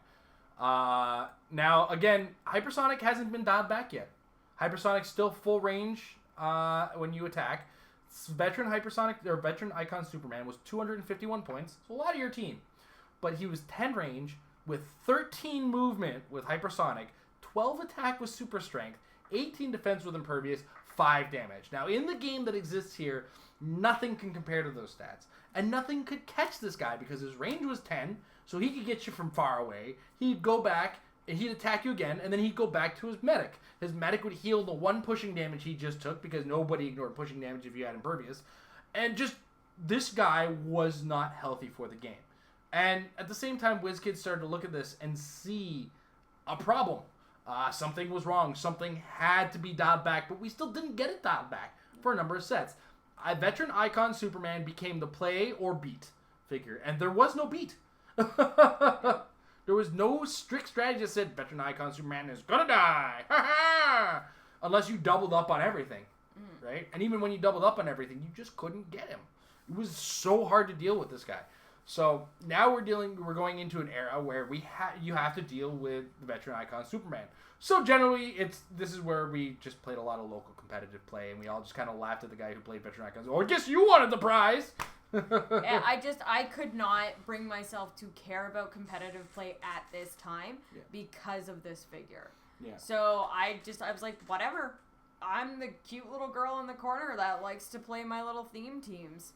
I got fellowship almost all of the time, but I blame boobs. Well, I was also anyway, like the only girl playing at the time. This is what we would call the first of the toxic metas, where people were toxic about the meta. Not at the same time. I mean, you got to think this is what people were complaining about: a really strong figure. Yeah. Still basic powers, but you got to think that you included in contact with Oracle on him. He's +1 to whatever stat that you want, so he's effectively a 19 defense, which is what we like to call 22 defense now, right? That was untouchable. So it was a rough go for a little bit on that one. But then we got into then we had the summer where we had the City of Villains release come out, and then we got Armor Wars. Ghost Widow was there. Sought after. I don't know why. Yeah, I don't know why. But also from Icons, we did get Birth of the Lamp because we had the Joker from the Icons. I believe it was an Icons Joker. Yeah. This was the first one that looked like the killing joke Joker that we had in that vacation outfit. He had Mastermind, he had Poison, and he had Outwit. You arm him with Armor Piercing. His poison does damage straight through. Great. Awesome. He has Outwit to deal with any powers that are going to be a problem for him, like Outwit. He could attack if you so desired. You carry him with a Lockjaw. Lockjaw is, I think, the rookie had 8 clicks of health at 38 points or 20-something points. It's ridiculous to have to deal with this guy. I mean, I don't even want to look at the number of clicks. It was big. It was, it was 1, 2, 3. What is he? 6. Yeah, but he's 24 points, right? Yeah, 6 clicks of health. And then I think the Veteran was 38 points with 8 clicks or 7 clicks of health. Yeah, it was massive. So then we get into Armor Wars. And this is the beginning of what we like to call the 9 attack, 17 defense era. Defenses started going up because Veteran Superman was the thing. And they thought needing 5s was going to be something to deal with him with. There were still some lower defenses, but a figure who was strong was going to have 17 defense. Actually, it might have been the next set now I'm thinking about it. But this is the beginning of that era. Like, the game started to have a different feeling to it. There started to be a different flow to the design. Things were starting to get made differently. They're starting to try all kinds of nonsense. Things got drastically different in the rookie experience and veteran areas. You can look at some figures in the rookie, it's like, okay, that's pretty neat. And the veteran was just a completely different figure. We had the Psylocke, which was a Perplex figure on the rookie version, but the veteran version, I believe, second version was a Psychic Blasting character, and then the third version was a ninja. And then her Ellie was Captain Britain. Yeah. Like, things started getting interesting. They were getting a little bit more experimental with dials. They were trying things out, and it was not a bad time. I mean, you know, we're starting to hit that era where they're starting to name rookie experience veteran figures differently. They're making some super strong characters, but none of them can still deal with the problem that was Superman. So I believe it was when we hit the next set, Collateral Damage. This is the actual beginning of the 9 Attack 17 Defense era. This is where we got our first look at Superman Red and Superman Blue. The first, I think, what I would like to call one of the biggest, drastically different models in rookie experience veteran versions, just a generally interesting set overall. I mean, I like the set. Superman Blue, Superman Red, and then Superman, which was supposed to be both of them. I was just this was the other set, like Fantastic Forces, and then Collateral Damage. Collateral Damage was like the set, was really my first DC set, because I had just started coming in. I just started coming in for playing competitively, actually buying, and like I had been Marvel for so long. I had my buddy, or our friend Chris, give me a whole bunch of old DC stuff. But this was the first time I actively went out and got DC for myself. And it was the set to do it because we got the Fatal Five, we got the Superman, we got a whole bunch of characters that like I had never heard of before. We got Mary Marvel. This is also during the time of Infinite Crisis, so we got the Omax. Yeah. Those were sought after. We got Fire and Ice. There was so many. We had Shadowlass. Like, there were so many characters that I was like, oh my gosh, these characters are awesome. Yeah. Elongated Man, another Green Lantern. This is where we're starting to see like a surgence of Green Lanterns just on the constant. Metamorpho. Like, this is a bunch of characters that were really interesting. This is really it was an interesting set. We were all happy to play it. Yeah. What were the uniques in the set? I mean, Dr. Light's in the set. I love Dr. Light. Like Felix Faust. Our first version of Felix Faust that nobody swore about. Guardian, Crimson Avenger. Like, this is Ambush Bug. Yeah, Ambush Bug reared his head behind a newspaper. Models. This is where modeling really took a turn. Yeah. Models really started to pick up. Really nice. There was a lot of action poses, It was called Collateral Damage because there was a lot of damage on the dials, which was really cool. This is also where we got our first taste of the CSA. Yeah. We got Owlman in this set. I believe he was the first one to be introduced, just in general. Yeah, I think so. Because I don't think Icons had him. Double check for me, just to see if Icons. What were Icons uniques? Yeah, so this is the first figure, the first one that we've got of the CSA figures. This first set where we got CSA figures. I think there was some other versions in the main set. Was there something in? I feel like there was something in Legacy. No. Let's keep the flow. Okay, Keep the flow. Okay, sorry. It's collateral, but anyway. So this is where models started getting more dynamic. We got our first taste of the CSA, as I said. Amber is driving drunk again. Also, this, again, like I reiterated on this set, rookie experience veterans were very different. We have the rookie, Ms. Yermala, the experienced, the Brain, and the veteran, Ms. Yermala and the Brain. That was awesome. I thought that was really cool. So, like I said, things were starting to get different. And then all of a sudden, they started getting ideas. Collector sets. Oh, yeah. DC didn't have Giants, Amber. Nope. How many Giants do they really have in DC? Well, they've only got about 7. So let's put them all in the same box. So DC Giants got released. And we have Atom Smasher, Validus, Colossal Boy, Rita Farr, or we call her now Elongated Girl. Yeah, I think so. Or something like that. Giganta, Alloy, and Chemo, or Chemo, depending on who you're talking to. But this is the only time I ever got my Chemo. Overall, it was neat to have this whole thing. But this is where experiments really started to occur in the game. They're really starting to sell all kinds of different things. In addition to Giants, we had the next small little thing, which was the Danger Room Collector set, which was a starter set that came with everything. Yeah. You got Cyclops, Colossus, Angel, Jean Grey, Beast, and Storm. 6 figures in there. You got your rule book. You got your starter, your pack. You got your map. I think it had a double-sided map. You got this is at this time. Special It was, objects. you know what the big thing about Armor Wars that I just remembered? This was the first time we went to 24 by 18 maps. Because prior to that, we were at the 24 by 36 full, maps. 4-player maps. Yeah, if you go back in time, you could play 4 players on those maps very easily. But this is listed as having Colonel Logan and the Hound because this is also where we got the second Sentinel set, I believe it was. Yeah, it was marked as Danger Room the same. They were sold side by side. So you had the Danger Room starter set that had the original X-Men, and then plus Colossus and Storm, and then you had the Sentinel box, which came with the Sentinel, Colonel Logan, the Hound, and I can't remember if the battlefield conditions and the feats came with the starter set or the Sentinel set. Yeah, it doesn't. Ultimately, you got the broken drone and the generator from the starter set. That was for sure. And when it comes down to it, this was just one of the awesome things that they used to do with starter sets. It was amazing. And at the time as well, we didn't mention it earlier. They released a Sentinel. It was okay. By current standards, it's terrible. They released a Sinestro in a pack. It was okay. Nobody was really super excited about it. Everybody figured out how to beat it very quickly. But then from the Danger Room, the biggest black mark ever created in Sinister. Now, I liked Sinister. You can like Sinister as a set as much as you like. Open the packs of Sinister and tell me you liked doing that. That was such a nightmare. Was that the set where they screwed up the feet cards?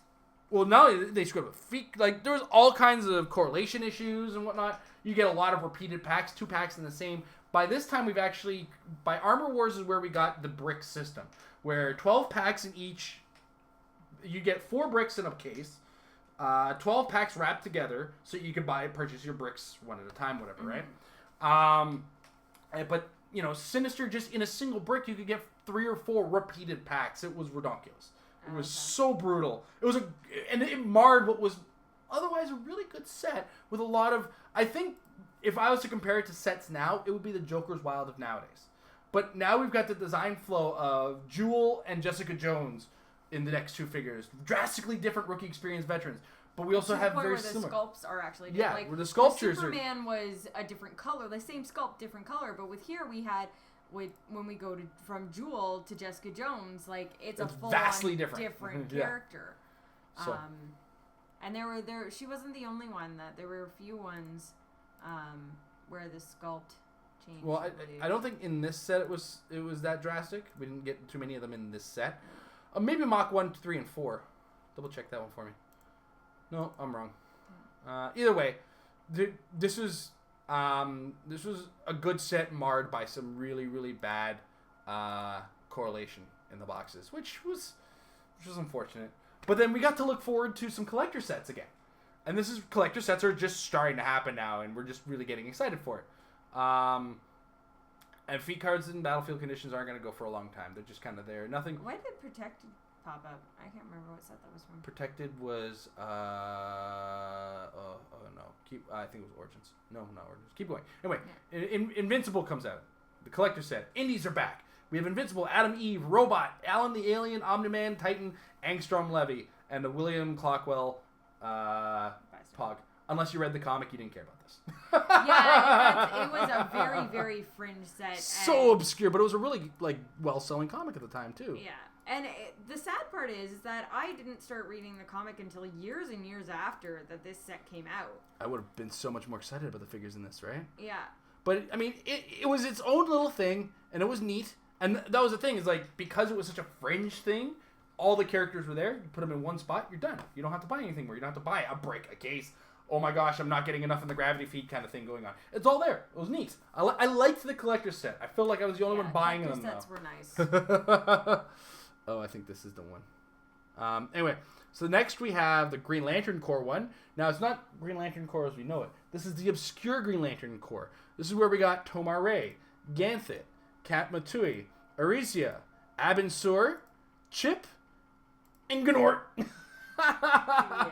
I made that noise all the time, but Gnort had prob. Gnort was better than he deserved to be. Yeah. And then we hit Supernova. Supernova was I think this was the game changer as far as rarities were concerned. Supernova, where we start seeing the Armor Wars is where we saw Protected. Protected was a game changer. You're right. Okay, I have to go back in time here. Protected was a feat card that was the most frequently stacked one.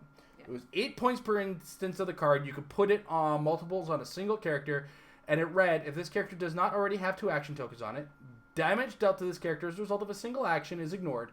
Place a token on this character. If the character already has 1 token, place a second token, dealing pushing damage normally. After the action is resolved, remove this feat from the game. You could have multiples on a single character, and it was really frustrating to have to get through these. Watch your attack get wasted by it. Anyway, Supernova. Because they were often put on Icon Superman. Yeah, Icon Superman was wearing that quite frequently. But one of the things about this set that rubbed some people one way, rubbed the people another way. Well, we had an LE bystander, which was neat. But this is the set where we got, I believe this is the one with the zombies, if I remember correctly. Am I wrong? Yeah, was it Supernova should have been where the zombies started. Are we sure? Where did they go? Anyway, there was a... Which set did the zombies come from? I'm confused now. Wait, it is, yes. Yeah, Colonel America, Wolverine, Hulk, and and Spider-Man. So this is where we got the zombies. Now, the zombies were interesting because they were cross-play characters. Cross-playing being you could use them in Heroclix and Heroclix. They came with a little card. Oh my gosh, they came with a card. What did the card mean? It meant nothing for anybody who played Heroclix unless you played Heroclix. It was the only reason for the card. And the only reason they had cards with Heroclix is because they didn't have a pack. Yeah, everybody came with their own pack. Yeah, the colors on the dial were not universal. Sometimes black for one character meant a different power for a different character. Yeah. Which was I think one of the big downsides of Heroclix is that they didn't do a universal power system like they did with Heroclix. Mm-hmm. Yeah. Yeah. All right. So, but yeah, Supernova was, it's as it's described, a bunch of really strong characters, and I think we can call this a power creep set. Yeah, safely. Definitely. This it is introduced a the exiles for us. Yeah. This, 11 attacks, 10 attacks are very common in this.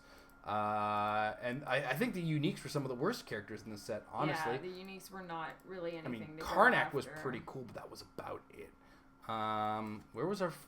I'm just trying to remember where our first taste of Iron Fist was, and that was fantastic. That was my favorite part of Fantastic Forces was Iron Fist, because this was a character who was way beyond the stats that you got and the points that you paid. Oh, yeah. But I forgot that highlight. Anyway, but yeah, Supernova is bleh, oh my gosh.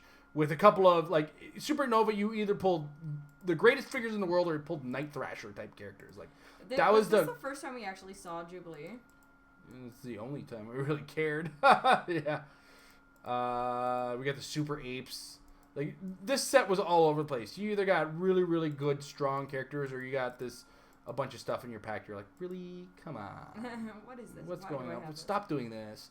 But in between, we got the 2099 collector set. Oh my gosh, that Hulk! I played the crap out of this Hulk. Yeah, we had the Hulk 2099. We had Ravage from the he was one of the X-Men's enemies, I believe. No, he was his own comic. Punisher 2099, Ghost Rider 2099, Mean Streak from the Ultimate X-Men, Junk Pile also from X-Men 2099, and we got Doom 2099. That was just, I've used this figure to death, but we also got Nano Armor with this called Arms. Nothing special. It was kind of easily ignored. Then we got Origin. Not much to be said about Origin. Origin was kind of it was a weird, let's get back to basics set without really needing to. Yeah. By this time, we've curbed Icon Superman. The metagame is kind of... Everything is getting a little comfortable again. Everybody's winning with different strategies, but at the same time, feat cards are a big part of it. I'm not sure if this is where the 10% rule is but just around the horizon, but overall... on the set overall. It was... I liked it because the Supergirl, we got the Black Kryptonite Supergirl. Yes. We got the LE. Yeah, we there was things, but like we're saying, where we are right now in the game with the curbing down, this is the bad example of how to do it. But this is where we started getting more chases. Chases started becoming a thing regularly now. Yeah, and now you mentioned chases. Now this is something that would kind of be the equivalent, just on bare numbers, of the ultra chase nowadays. Yeah, because is that there was no guarantee you were going to get this. They were random. They were like 1 in every 500 figure pulled or whatever, and there were 4. It was like 1 in every 6 cases, but that, nowadays 1 in every 6 cases is 1 in every 120 packs. Yeah. Right? Back then, 1 in every 6 cases, what's 6 times 48? That's pretty close to 300. Yeah. So yeah, 1 in every 300 packs, give or take. A couple. Give or take. So it's like, and this was the same kind of numbers that we had for the zombies as well. So like, if you pulled a zombie, if you pulled one of the DC chases, like you were either selling it on the spot or you were gloating forever because you actually pulled it instead of paying like $200 to get the figure. Yeah. And then we had the Hellboy collector's case, which was really exciting for us because it was out of the box Heroclix and Heroclix compatible. We loved it. We played the crap out of this stuff. We were really big on Heroclix. We actually did organized play for Heroclix. I judged it. The unfortunate part was that we only had like 4 people, 4 or 5 players that played on a weekly basis, and they did something that completely broke the game, and nobody wanted to play anymore. Freddy versus Jason. Freddy versus Jason. Just say it. Freddy versus Jason beat the zombie superheroes, and people were angry about me using the zombie superheroes as it was. But now we enter an era that led to the future. This is the first major, like, as much as feat cards and battlefield conditions were like a shift to the game. Everything was kind of just slowly evolving. This took the entire game, turned it on its head, and was like, hey, it's like, remember that game Heroclix you were playing? We're gonna give you something completely new. Yeah, so enter June of 2007, Legion of Superheroes box comes out. But wait, what's going on in this? What's with all these characters? What did you package with these characters? Cards. Cards started coming with the characters. And what's more, the cards had, not only did they have the powers that each character had on it, but some of them had these little white blocks on them. What are these white blocks, Amber? They're special powers. All of a sudden, the game has changed. Characters are because at this point, I'm going to be brutally honest with you. If you're playing Heroclix, you look at a character, you can predict its style. That character is super fast and flies across space, so he's got hypersonic. That character is super strong and really built, really muscular. He's got charge, super strength, 4 damage, and invulnerable. Like, it was a very predictable game. This took predictability right back out of the game. Yeah. We could no longer predict dials. Like, dials would be all over the place for points, and you'd have to figure it out, and it was really just a straightforward who could fight who and who should be able to beat who, and then as a result, that character would be more points. That was the design philosophy. Now, you could get a little bit of comic accuracy out of this, and I'm starting to scream from the rooftops, because I've hated feat cards now for goodness knows how many years, and I'm screaming from the rooftops that they're on their way out. Feat cards are leaving, guys! Yep. And what's more is we got our first big set with these cards in the Avengers. Avengers was, at the time, the greatest thing since sliced bread. Now, and so many things changed, because we got cards, we got special abilities, we got keywords. Now, not only that, they completely took out the REV system. They changed the rarity system, so now we're getting commons, uncommons, rares, super rares. But Amber, I don't need 3 Thunder Strikes to complete my set anymore? No! So we're now seeing more unique characters. We're not seeing 3 of every character in a set. We're also now seeing 5-figure boosters. So now the boosters have changed, how their packaging has been changed. Like, when I wasn't exaggerating when I said that they took the game and, like, turned it up on their head. It was a brand new game right at this point. And to even further promote this whole brand new shift in the game, they brought out the Coming of Galactus and the Attack of Starro. And these were the first, and I don't know why they Starro going was with still them. a little bit away, right after but this one. Because it's right after this. That's the Legion's Superhero box, and there's Justice League. That's Starro. Yeah, but you're talking like this is the same time, hon. This is months. That's what I'm saying. And this extended for a long time. Yeah. This was like 4 weeks. Coming of Galactus was very quick. Yeah. So, anyways, the Coming of Galactus, the Battle of Starro, these were the very first summertime storyline events. And we only had 2, and then they went away for years. Until, there's reasons for that. No We'll get into Man's that Land. later, yeah. But, yeah, so this Infinity was Crusade. this big thing where you were supposed to go out and go to your venues, collect points, and then Collect figures, and then battle it out for these giant, colossal figures that were the grand prizes for these tournaments. It was also the first one with the biggest mistake ever made in the world. They made the figures that they gave away as part of the event way too strong, and then they let you use them in the next event. So the first event for the Coming of Galactus, Gosh, I remember that. they gave you the Silver Surfer. And the Silver Surfer had hypersonic 11 attack, 17 defense, and 4 damage with a 10 range. Now, granted, range has been curbed now for hypersonic, which is a good thing. But he also had the power cosmic, which meant he wasn't outwittable. Outwit is still 10 range at this point. It was a long time before Outwit's range got curbed. So, Silver Surfer was basically a must-play at 231 points. And then later on, the other ones were not so good. But the Silver Surfer definitely found his way into a lot of those teams. And yeah, it was... he was abided by the brick. Yeah, Mandarin was abided by the brick at the time. Bricks were shrunk to 10 packs per brick. The case sizes were shrunk drastically. The packs went up a little bit, but overall it was a big overhaul for the better of the game. There's a lot less stagnance now in the game, as we got to see in the Justice League set, which gave birth out of the shadows Batman. Like, this is the character with keywords out the keister. He was 75 points with 6 range, Batman ally team ability, outwit, and the out of the shadows power. Once per turn, when Batman occupies any terrain and is given any action that is not a free action, for the actions you may place Batman in any square of hindering terrain 6 or fewer squares away to which he has a clear line of fire. So you'd poof 6 squares, do something with Batman, and then watch your opponent weep as you poof out of the way again. It was generally one of the strongest figures. Anyway, Justice League was an interesting set. It was DC's attempt to do things. Some things were weird. Overall, it was a non-plussing set as a whole.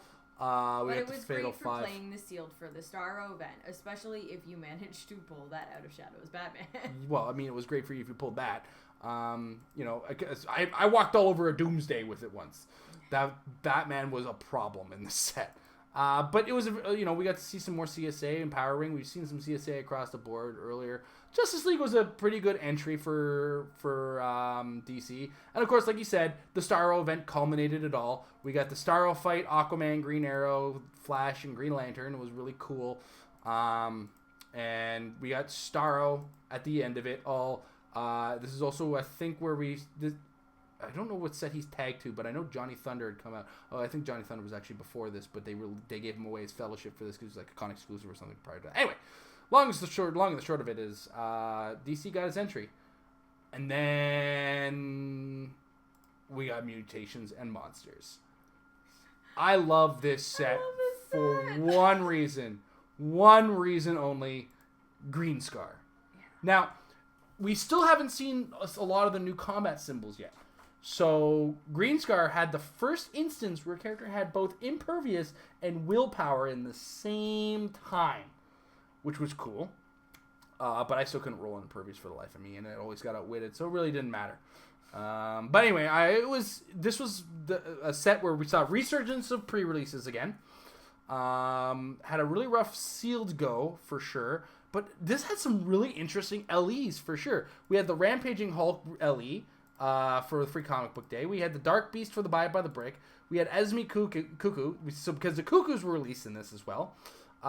We got the Incredible Hulk, Grey Hulk one. I can't remember what it was, just an LE, I guess. These were, yeah, but we started getting vastly different LEs every so often. We got the Proteus version of things. Like, things were interesting for this Free Comic Book Day. Iron Man. What was Rampaging Hulk? Rampaging Hulk was like New Guy Knight. New Guy Knight got introduced as well a while back.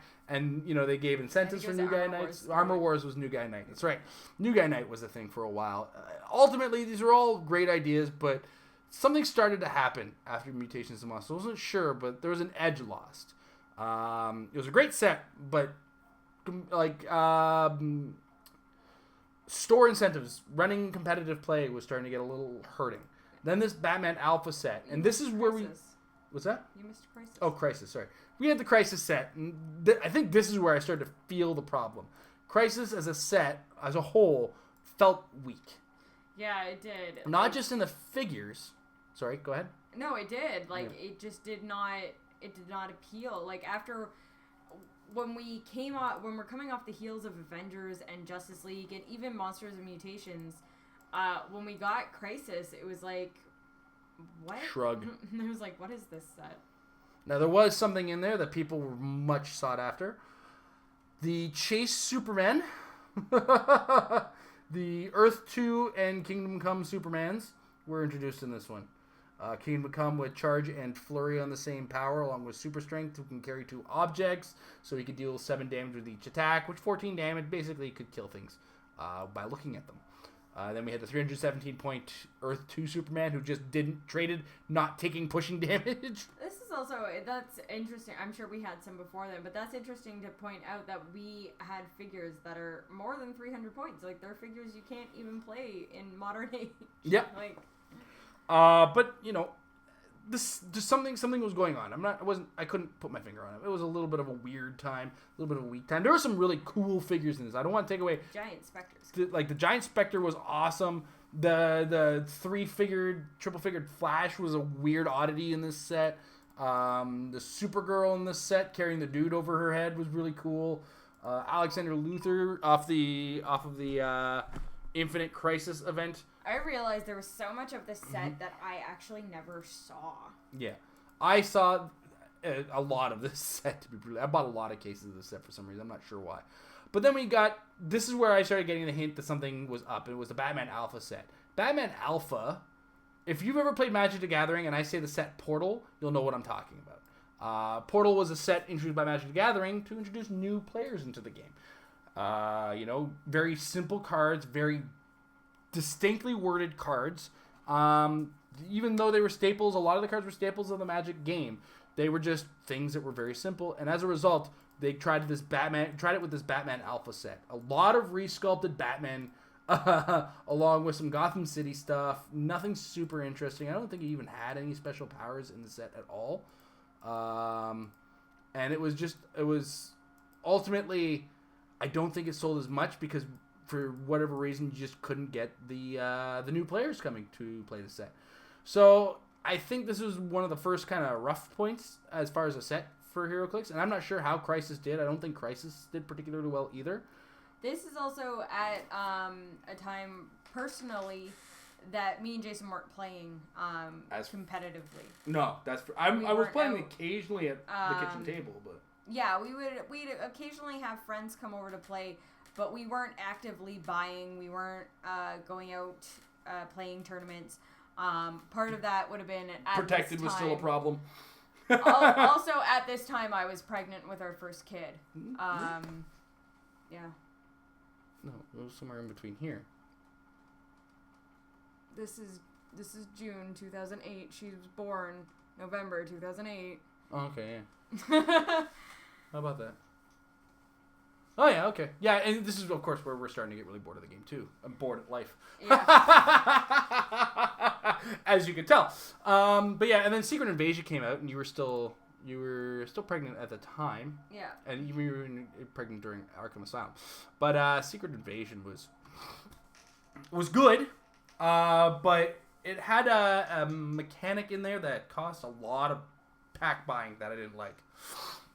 And it was the scroll versions of figures. Yeah. Because you would get, oh yes, Captain Marvel. Well, wait, her face is Greek. It's not the scroll version. Or it is the scroll version, rather. Or you didn't want the scroll version of some characters. The scroll versions were overpowered. It was... And then, of course, they introduced this Susan Richards scroll. And the Fantastic Four thing. The Fantastic Four set isn't even... Where's the Fantastic Four starter? Where did it fall into this? Is it part of this set? It is part of this set, isn't it? Yeah. And this is also the set where we finally got rules changed to telekinesis. Because at the time, telekinesis threw characters 10 squares. Yeah. And they had to be adjacent to you at the start of the action. This moved the telekinesis into the bubble that we have now, where you can pull somebody from 8 squares away to you. And like I remember when we first read it, it's like, what is going on here? And we all came into the store to open the new starter on that day. And just kind of, we opened up a map and it's like, okay, so let's read it carefully. And I put a character on the board, and then we put a character 8 squares away. And it's like, so I can do this, or if they're near me, I can do this. And then like we started working it all out. And once we understood it, it was really, cool. But Secret Invasion is where we got the new telekinesis rules. But this was a okay set. Had its high points, had its low points. And feats back, bastards. Yeah, feats kept coming out. They didn't stop. Battlefield conditions were still a thing, and competitive play really started to take a hit. Oh god, they introduced event dials too. Yep, event dials came with mutations of monsters because the Planet Hulk, right? Yeah, Planet Hulk was the end event of the thing. That's another thing is the culmination of events started again. They added too many gimmicks. Yeah. Right. Yeah. I mean, if you think it's bad now, imagine having event dials, feat cards, battlefield conditions, and all of this, and then you had to read what wasn't allowed in a tournament. There was more things not allowed in a tournament than were allowed in a tournament because it just didn't make sense. It was bad. It was bad. It was a bad time. Yeah, and none of it was cohesive. So then we get into Arkham Asylum. I'm not sure why, but we call this a set that killed it for a while. It's like, this is the set that killed the game. Like, even if you look at the release dates, like, this is listed as October 23rd of 2008, and then we don't have another set again until July 23rd of 2009. Yeah, so... like, almost a whole year. So note, after this set, there's a long time where a whole year where we're raising a kid, not playing this game. But nothing's coming out, yeah, so... and Metron's out. Metron. And then there's silence for a year. Yeah. We're maybe at best playing an occasional game at the kitchen table with some of our friends who wouldn't let it go. I always looked at a game, it's like, if there's no competitive play, I'm not hyper enthusiastic about it. Now, this is also at the time that Topps lost. Topps had sold out, like, we were done with WizKids. They weren't making any more product, they were ready to sell it. And NECA had purchased it about halfway in the middle, or somewhere in the middle of this, but didn't use it until convention season. They didn't use the license until they released the Thor's Chariot. Right? Yeah. And that was the first inklings of people saying, is Heroclix coming back? And then bam! Out came Hammer of Thor. Now, myself and Amber weren't playing this one, but I've looked back at figures from Hammer of Thor. There was some interesting stuff in this. There was things like Fenris Wolves. This was a set that was, my understanding, was fully designed before the death of the game. That just didn't come out, and NECA got the works for it and said, okay, we'll put it out. And it was an interesting in-theme set. This is where themes really started to pick up. Crisis kind of had some theme to it. Mutations of Monsters did have some sub-themes to it. Secret Invasion had its first real harsh theme to it, and Arkham Asylum kind of jumped away from that, though we did have things like the Yellow Lantern Corps at the time starting to show up, and they did have quite a few Arkham inmates, but Hammer of Thor you really felt the Asgardian and the cosmic of it. And then there was Brave of the Bold. We were all a little worried. And don't you lie, you were worried too. You were playing at the time. It was a scary time, to say the least. So, I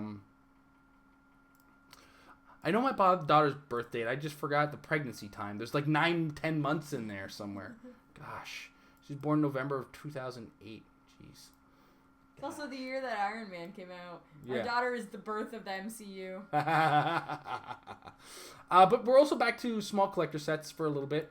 They tried all kinds of little things, I guess, didn't get off. Like the classics, just to remind people Heroclix used to exist. Like this is when I said that, like, the universe was the only time they did reprints. The classics is technically reprints too, but they came in these tubes of like 3 or 4 figures. They weren't boosters. They weren't legal, were they?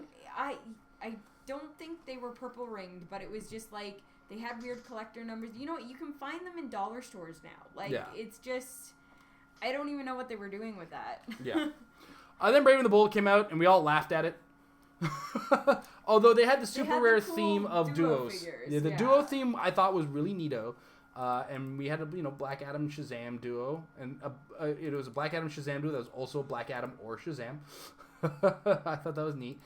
We started to see the inklings of the Black Lantern. The Lantern core colors are starting to really show their life. We got Blackest Night, Jonah Hex. Like, we're still not in full swing of things. And then the Watchmen collector set comes out, and it's like, this is where they're putting their stamps on it. Event dials are still there, but then we get Web of Spider-Man, and I noticed here we're already starting to see a trend. There's only one feat card in Web of Spider-Man, and there's a couple in Hammer of Thor. And then we get to Brightest Day, then 75th anniversary. Where's the feat cards, Amber? We got Brightest Day as a battlefield condition, but I don't see feat cards anymore. Nope, they're pretty They much are gone. DC 75th, a lot of people like to call the Waiting for the Bus set. There wasn't too many dynamic models. I think it's a little unfair because, I just looked at Guy Gardner and Green Lantern. Those are pretty dynamic. But for the most part, a lot of the characters weren't super dynamic. But you got to give them credit for the fact that they're bringing the game back. And I think at this point, me and Amber are playing with friends. We're not really buying much. I might have bought 1 or 2 packs of Web of Spider-Man. We were mostly given figure, like our friends would buy the cases or whatever, and like, we've got some CUR extras here, to have my extras. In the midst of all this too, I think Marvel or WizKids is starting to branch. Oh no, that's 2011. We're not there yet. We're not quite there yet. It is the next year though. And after the C75th, saw the return of Amber and Jason into the game. GSX. With GSX. Now we didn't get bricks or cases of GSX, but we bought a lot. We got a lot of the figures from it. A lot of our friends got figures they didn't quite understand, and they put them in my hands. Crazy men. By this time, of course, a while back further, Mystics has made its way into both things. PD's made its way into both things. It's been a heck of a ride so far. We're in a lot of years here, and I guess GSX. You're an X-Men fan. I'm an X-Men fan, and this had a lot of X Factor stuff too. We're reading X Factor at this time too. X Factor Investigations. Yeah. Around the same time, the Gears of War stuff.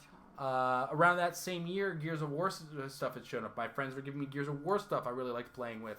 And then we also got Green Lantern movie set. Captain America shows up. The game is back. It feels back.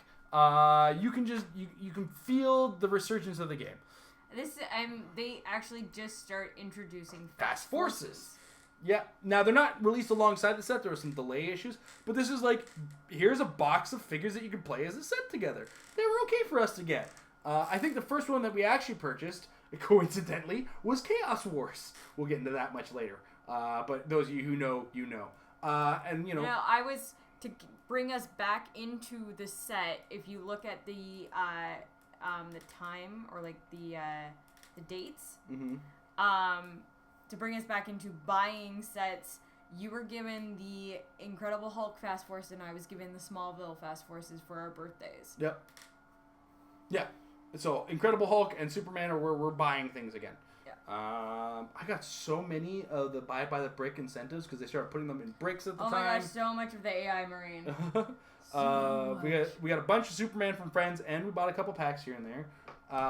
And then while we were still playing in the kitchen, something called the Infinity Gauntlet is going on. What's a resource, guys? One of my friends brings over this Infinity Gauntlet. It's doing what now? Well, it's not that. What is it doing? What? It was strong. I'm not gonna lie. I ended up having to buy one for myself for $25. Because by the time I figured out that it's just a thing, it was up in money. But this is also when we started watching YouTube videos of gameplay, and this is where we caught the worlds that year with the Infinity Gauntlet, and really started to get an understanding of how the game was working.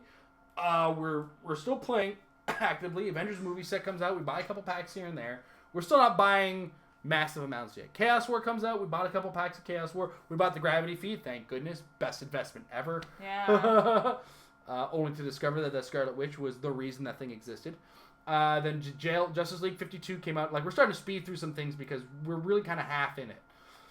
And we're also starting to get closer and closer to modern day now. Yeah. With the sets. Yeah. But then Justice League 52 came out. We bought a couple packs, and they were gone all of a sudden. DC and Marvel 10th Anniversary came out. Oh my gosh, we wanted this set so This bad. was going to be the set that brought us back in. this was going to be a set. We're going to buy boxes of this. Yeah. Multiple boxes. We were set to be like, we are going to buy cases of this. We're going to go all out. We're going to collect these sets. You could not find them anywhere. Yeah, they just disappeared off the shelf. And DC 10th was such an homage to the original stuff and such a forward-looking set, too. Because if you actually look at the figures design in the set, you had all these characters that had traits, but if you actually look at the dials, these dials are comparable to classic dials, especially the Batman. At 63 points was very comparable to what we saw in the original Hypertime Batman, with some upped stats to represent how strong he was at the time. In addition, he had the Battlefield promotion to bring him into the new game with that Black Lantern Batman. Overall, these figures were very well designed, very good, and very interesting, but they also were comfortable characters for people like me and Amber to get back into the game. Yeah. Then the next set, which really kind of tail-ended us getting back into the game, was Batman. The first set, we got a brick after coming back into the game. Yeah. And we bought the brick, just consumed everything in the set. Enjoyed it. It was interesting. We saw the introduction of vehicles. Cop cars. I had an argument oftentimes with the cop car, like really penetrating damage. It's what has got a krypton, the bug. Or we had a friend who really liked to play the bug. But overall, we really started to get back into the game. Streets of Gotham came and went. We bought a bunch of packs. So much more than like our collection reflected of this, because it was like a really weird mini set. Yeah, because they were the single pack boxes. Yeah. But we also, when we got there, all the vehicles were gone. Yeah. The triple packs were all gone. Yeah, I had to find them. beg and plead to get the soldier one, I think it was, or the assassin one. Yeah. The assassin one that had Lily Shiva, David Kane, and what was the other one in the assassin's box? Somebody on Twitch, are you telling me? It was. Is this Streets of Gotham? It is. David Kane and Deathstroke. Duh. One of my favorite villains. But I used the crap out of that David Kane, let me tell you. Yeah. I used the crap out of him. But then, here is where we started getting back into competitive play. Amazing Spider-Man. Now, a lot of people ask me, Jason, what is your favorite set of HeroClix ever made? And I will answer every time, Amazing Spider-Man, for two reasons. One, what a great set.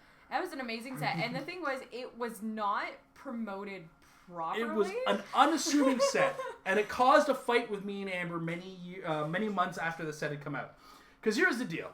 If you look at the previews from the set, it's called Amazing Spider-Man, which is already kind of turning us off of the set. Next, the previews were like werewolves, vampires. Like, unassuming generics that it's like, what are they What's even trying to do? What is this? We didn't understand it. Then I bought packs. I got Brother Voodoo. And I was like, Brother Voodoo and the Super Hobgoblin in the same pack. And I was like, this is getting interesting. What's this green thing? This is the primes that people are talking about. This is what this green thing is.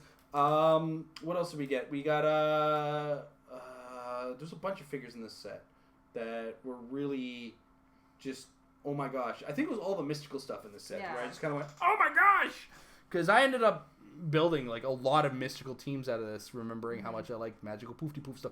And Alyosha Craven came out of this set as well, which then made animals really strong. Man-Thing was a thing I used a lot. I didn't get the Blackheart till much later. Nightmare was one of the figures I used a lot. Baron Mordo was in the set. Ghost Rider! We pulled a Ghost Rider at one point. I was like, oh my gosh, and this was the Ghost Rider that broke the meta. The Ghost Rider! I didn't know it would have broken the meta until much later on. Yeah. Because we missed Worlds out here. He wasn't broken at the time because this came out before the Bat Belt wasn't complete. It was happening though. And also the team bases weren't out yet. He was one of those retroactive kind of meta things where when he came out, he was cool, but he didn't like really shine until he was used to.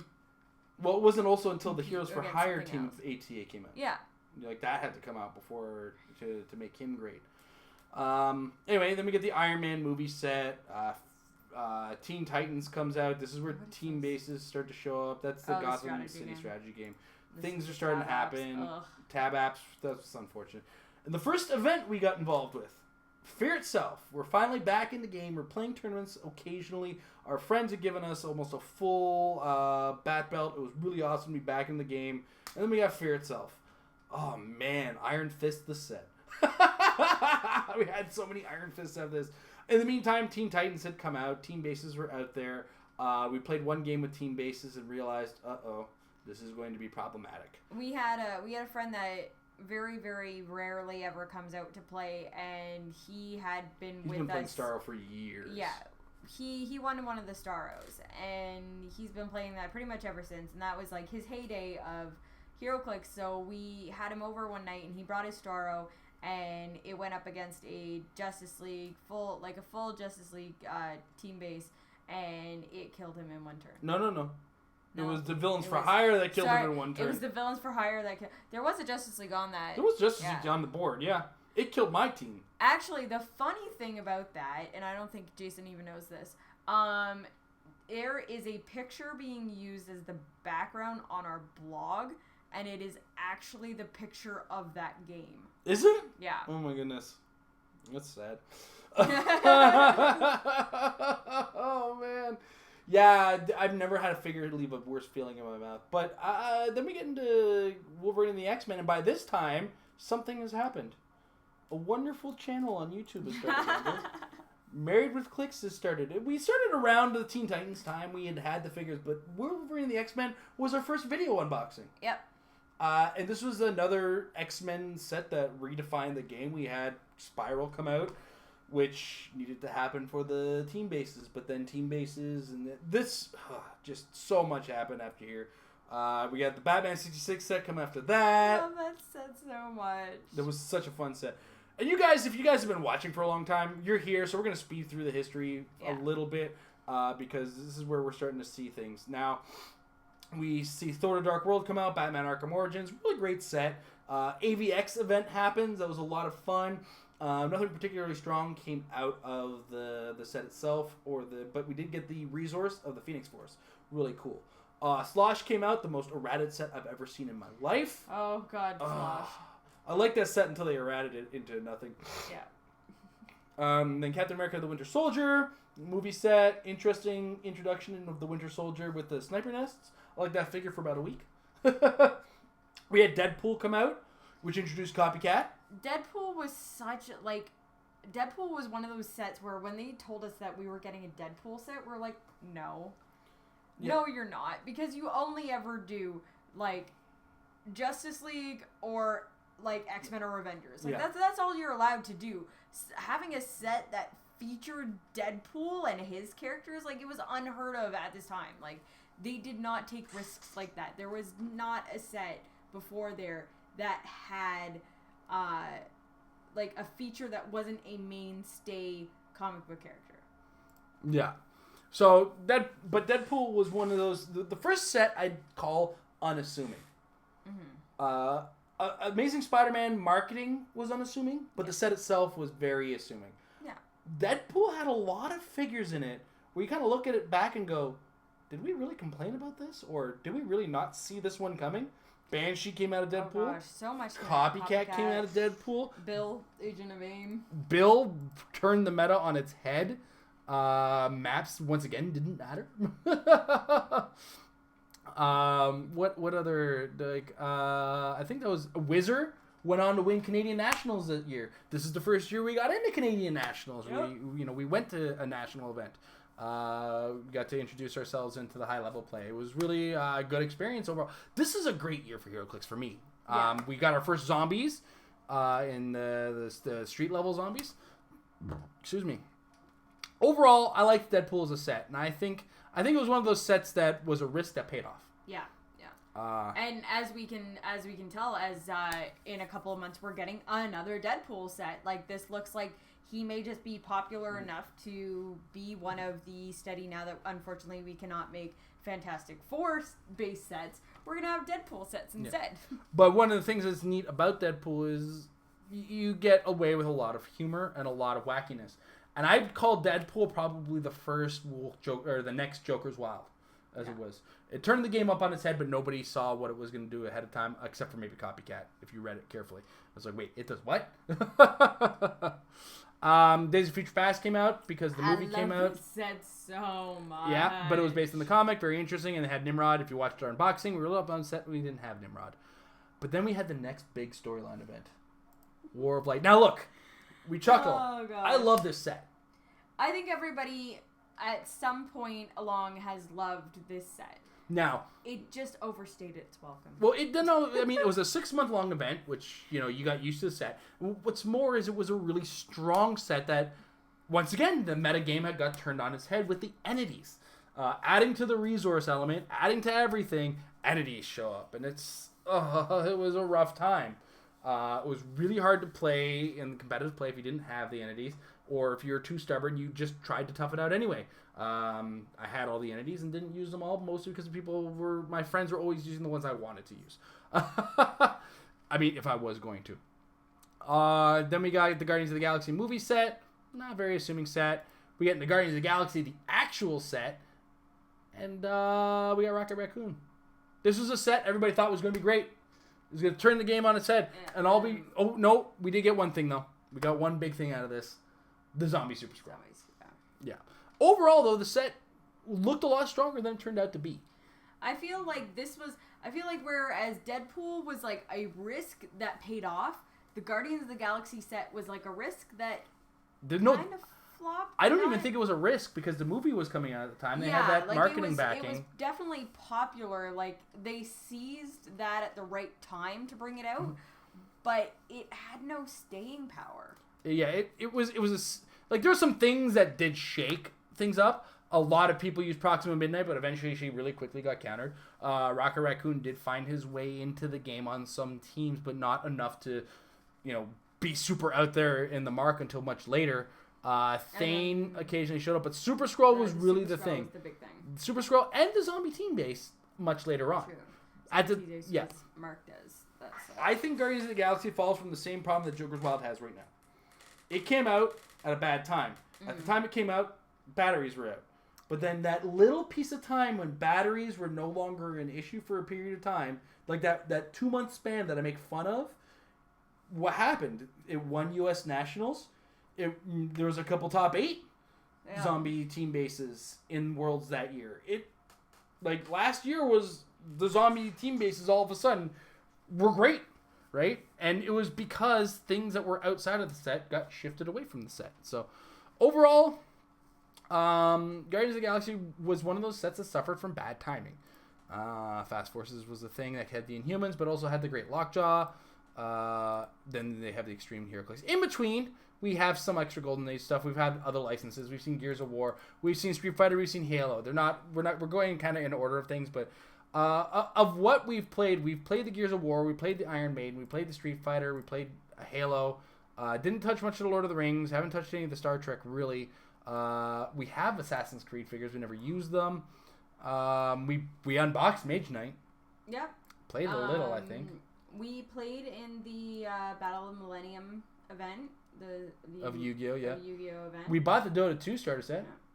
I think out of all of them, our biggest, other Clix was the Pacific Rim. Pacific Rim was one of my favorite ones, but I haven't played it enough for me. I think we should whip those out and play them sometime. But Gears of War was one I've got a ton of use out of those figures. Oh, yeah, we played those a lot. Yeah, my soldier teams came out of the woodwork. But now, we've hit that era. We're in the Flash, Trinity War era. Things are starting to curb down, but they're still kind of potent in some cases. But nothing's really shining out of those two sets right now. Avengers Assemble comes out. ID cards. Flipping the game on its head. We had the Age of Ultron movie, and things are being used in that for ID cards. Then we get the next storyline event, Age of Ultron. This, I think, hit that perfect mark. Yeah. It was 4 months. Not a huge set. So it was the same size as Fear itself, which was 6 months. Fear itself overstayed its welcome. Yeah. Age of Ultron, or War of Light, two waves, bigger set, 6 months. 6 months was still too long. Age of Ultron, 2 waves, smaller set, 4 months. I think they hit the perfect mark. I think Age of Ultron... They definitely got it right by the time they got to Age of Ultron. Exactly. Unfortunately, of course, we have the Ultrons in it, which use the ID cards better than the Avengers. Oops. Our bad. But overall, I liked Age of Ultron as a set. The Ultrons really stand out. A lot of it on the lower end for things as far as strong figures. The super rares were kind of okay if you're a certain type of player, but they really didn't stand out as must-be greats. Right? Yeah, no, I think we... one thing I did find with these storyline event sets is that the commons and uncommons are really good because they're sealed they're focused. designed to be played with sealed. So these are the figures that you're more than likely you're going to end up getting. You're going to end up seeing these figures. So they're the... Like, I personally feel they're the better of them.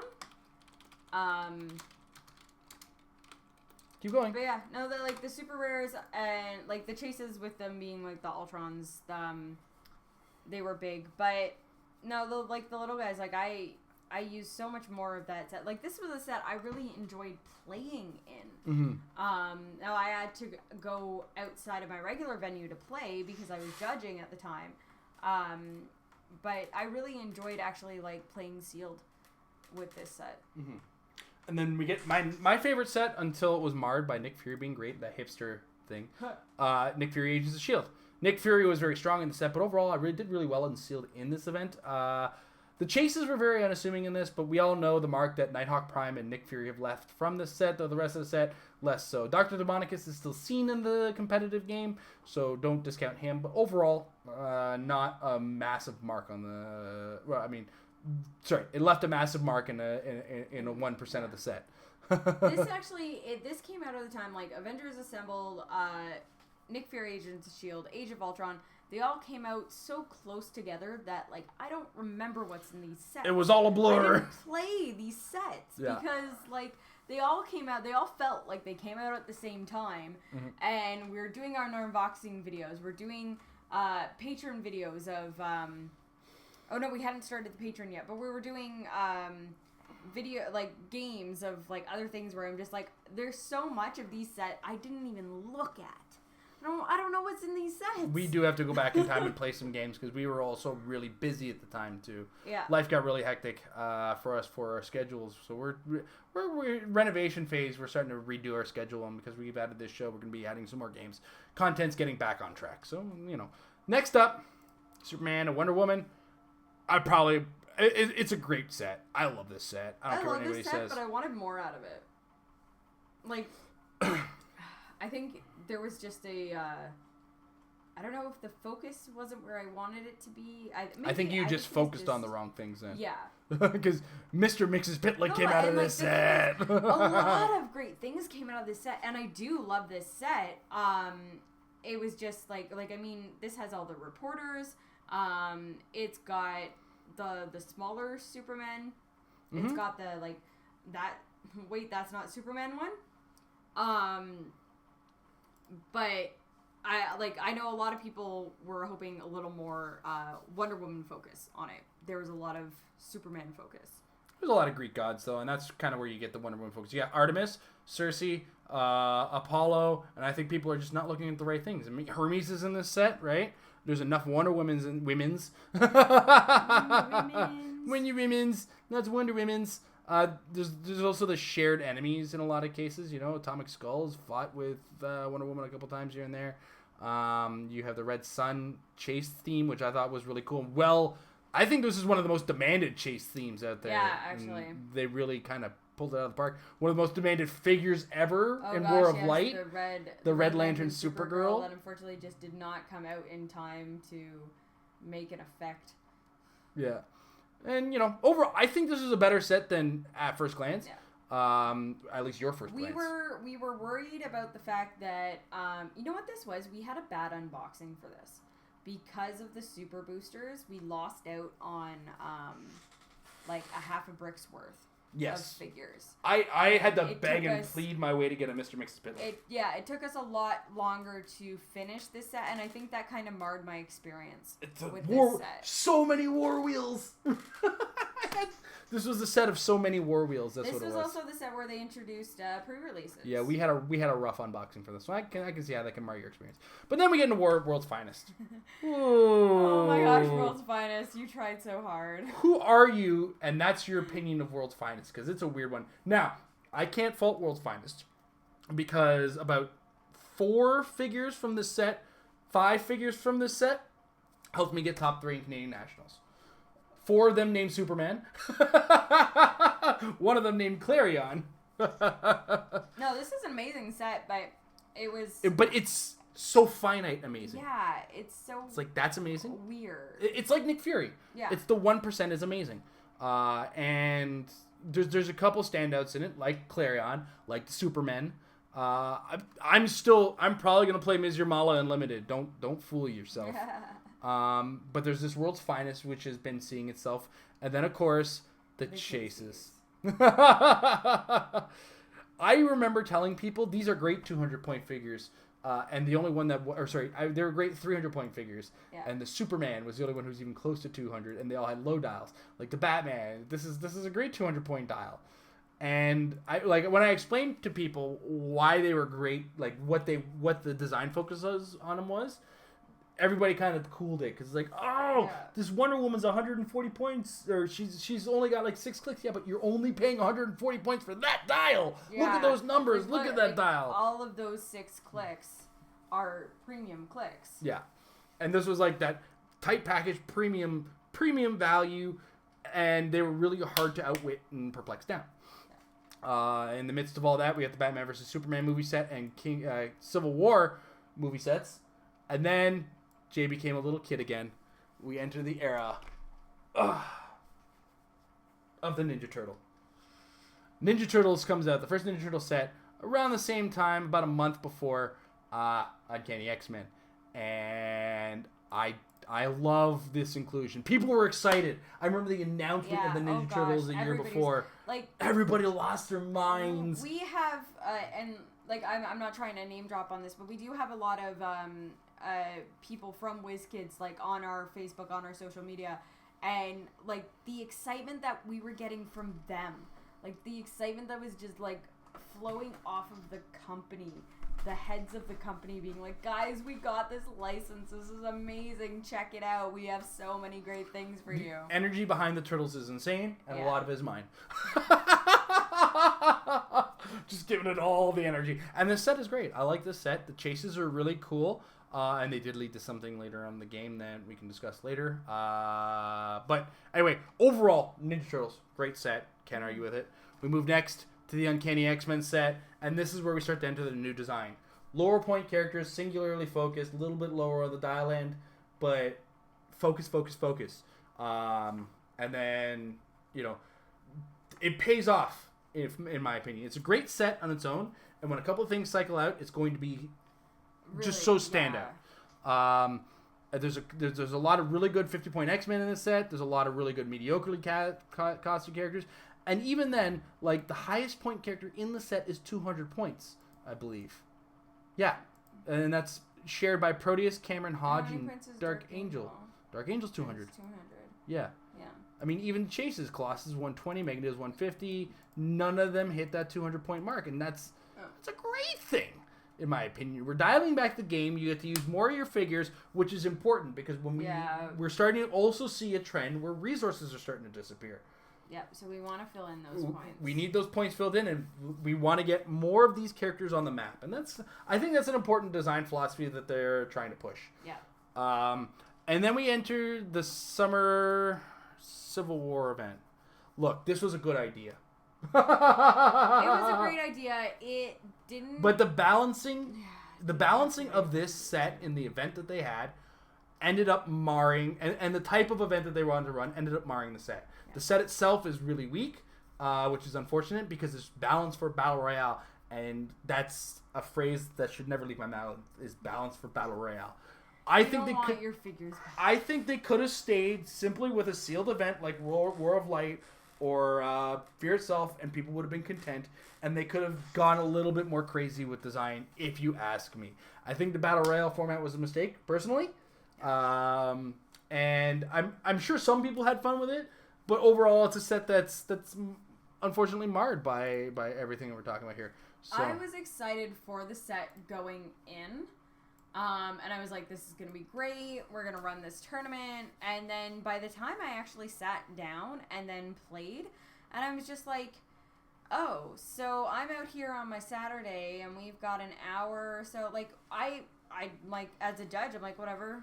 We're not going to bother about time limits. Guys, don't, like... go have fun, open some packs, Try to have fun. And it wasn't the atmosphere. It wasn't like the energy that I normally got out of my guys, and half of them just didn't show up either. Yeah. Like, I think our biggest turnout was 14 players.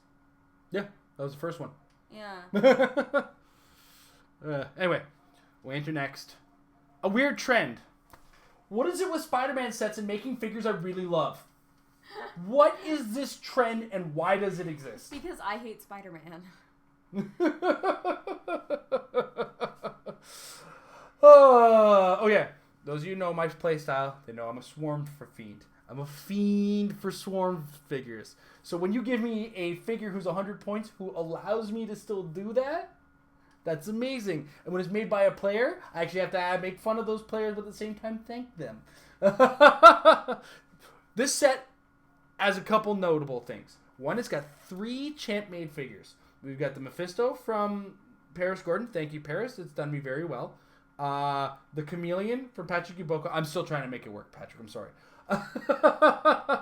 And we have the Devil Dinosaur. Devil Dinosaur! From Tim Bold, Nick Peterson, and Derek Thompson. The Gatekeeper. I gotta remember. I remember only by his nickname right now as the Gatekeeper, because if you can't get past him, you can't win. But overall, it's such a cool set. We're keeping with the design from Uncanny X-Men. We're also including a couple high point characters. We do have we have no figures over 200 again. So this is okay. Our big point figures are now 200 points, which means you include them and something else. You have to do a little bit of work with it, right? We have a new Ares to appease the people who got the ID card from the conventions. We've got Devil Dinosaur! Oh, my currently favorite figure in the meta right now. I've been using the crap out of him. I'm probably still going to try to use him in Limited. Who knows? Overall, Spider-Man sets just do it for me. Yeah. They just do it for me. Then we have our second Team NT set. Still loving Team NT! Yeah! Oh my gosh, yes. We got the Ninja Turtles in this set that a lot more of us are familiar with, the cartoon turtles. So we got the cartoon versions of them. A couple of the characters that we're familiar with, Rocksteady and Bebop, get introduced. The chases are a little bit more obscure this time, but more different. They're not repeats of something that exists in the set, which I thought was a really good move on WizKid's part, because that was very risky in the first one to make them remodels of the same type of figure, but this time without color. But at the same time, that also gave us the sketch variants in Superior Foes of Spider-Man, which has gone over to mixed reviews at best. I like some of the sketch figures. I don't like having all of them be sketches. No. I do like some of the ones that do turn out good. They turn out good. Really good. Yeah. Like it's either like they're really bad or they're really good. Yeah, it's like, this looks like a pigeon made droppings on it, or oh my god, this is amazing. Specifically in Superior Foes of Spider-Man, you have the Night Watch. He looks amazing. The Kraven looks amazing as a sketch, and the Black Cat. Yeah. Those 3 figures as sketches look so good. And to a lesser extent, the Spider-Noir. I like him as a sketch. I don't mind that I have him as a sketch either. But that takes us now to the current day. Actually, just yesterday. Joker's Wild is out. And this is a set that I feel people are a little uncomfortable with. It's a different design flow. It's taking the X-Men design flow to an extreme low. The highest point figure in this set is 160 points. Did you know that? I didn't. It's Geoforce. Oh, wow. Which makes for a really obscurely strange set. Now, one thing I do want to note about the set is I feel like this is the first one where design is taken not with the set on its own, but rather with sets external to it. So when you start including this stuff with figures that you already have, you start to see where potential is, right? I think that's one of the elements people are going to learn about it very quickly. There's lots of talk of how this Bizarro Arrow is going to affect the game, and I think it's a positive effect. It turns the game on its head. That's for damn sure. Because in comic books, people do punch people. They don't just sit at long ranges shooting at each other. And now we're forced to add that element to the game. Mm-hmm. And I'm honestly okay with that, to be brutally honest. And I hope that the Bizarro, as Adam Friedman has coined him and other people have coined him, is going to take off. Overall, that's just kind of the rough history of the game. Somebody pointing out the Turtles are the first modern legal non-DC, non-Marvel. Yeah. I mean, right now they're IDW Nickelodeon, right? So that's a big thing. So, a history of HeroClix, as it were. It's been a long time, 15 years. Are you awake? Look like you're passing out. No, I'm sorry. I'm awake. It's been a long road, and it's gone everywhere. It's gone to, boring, to dying, to coming back, to being completely broken, to having, we didn't even touch on because we were mostly focusing on the sets. 2013 saw the biggest rules rewrite we've ever seen, where they actually rewrote half of the pack. I think that'll be something we can probably do an episode on, is rules changes on their own. We could probably do an episode of individual sets that we've talked about, just kind of dissecting the sets that we've seen in the game, things that are out there. I mean, we do have a couple minutes, guys, so get your questions in the chat for us if you want us to talk about that, and see where we go from there. But overall, I mean, it's been great 15 years of Clix. I know we have a question up on the Married with Clix channel. We have to be very careful to keep it on topic on this one, right? So, refresh. I saw one here. Christopher Smotherman had one. That's his Joker Wild question. Click session. Metal Lab Jade. Been hard at work. Here we go. All right. So he starts off more conscious. Always great. Do you think HeroClix is in the best place it's ever been before? Was there ever a time where you enjoyed the game more than you do right now? Do you have a time you think you enjoyed it more? Well, to his first question, not yet, but we're very soon gonna be there. Because I feel that once, I think the next rotation, the next modern day rotation, if they keep the design flow of where they're going right now with the smaller point figures, more figures on board, less resources, the next time we rotate and pretty much the resources are gone and we're focusing just on figures again. 2 years on that. Yeah, so soon, not right now, but soon I feel we'll be in the best place that the game has been. Yeah. It's really close to the best it's been. I feel, actually, you know what, if I was to say it, I think it's in the best it's been before. I can't think of a time before that it's been better. The resources aren't super overpowered right now. The Quinjet's great, but manageable. I mean, it's been beatable. The round table is really good. The Pandora's box is good. It's really good too. I mean, Pandora's box and the round table are really good, but not game-breakingly good. And we had this Bizarro Green Arrow just right there waiting to turn the game on its head. I think right now it's in probably the weirdest place it's ever been, for sure. Yeah. And I think that's good.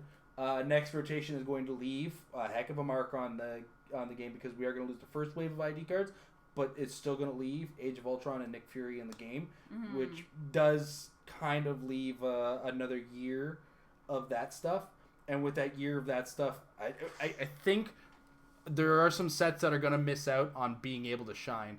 Because when we get to the next one, where I think Avengers Assemble is a cutoff, then the next set of cutoffs, 2015, World's Finest will be the old one after that. Superman and Wonder Woman, I think, is going to miss a lot of its chance to shine. Yeah. Other than Mr. Mix's Pit, like in a lot of the Colossals. World's Finest, I think, has already been shining for a long time. And is going to get when this is the lowest, the Kingdom Comes are going to... But that's February. That's not going to be above set. Well, it depends on the number of Worlds appearances it gets. I mean, the Worlds, were they at World? They were at Worlds this year. Yeah. So then they'll get next year's Worlds. Yeah, because if we're looking at the bubble here, because we're looking at May... okay, yeah, August. we might lose it up to. Whoa, wow, we might August. lose. We're gonna lose a lot of micro sets. That's the thing. Yeah. So yeah, yeah. There's a lot of little sets. We're gonna go up. So to UXM, here. well, no, but X-Men will. So yeah, X-Men might lose. So yeah, and then X-Men is gonna lose out on time to shine. And the only thing that's really been shining out of that has been the Fast Forces.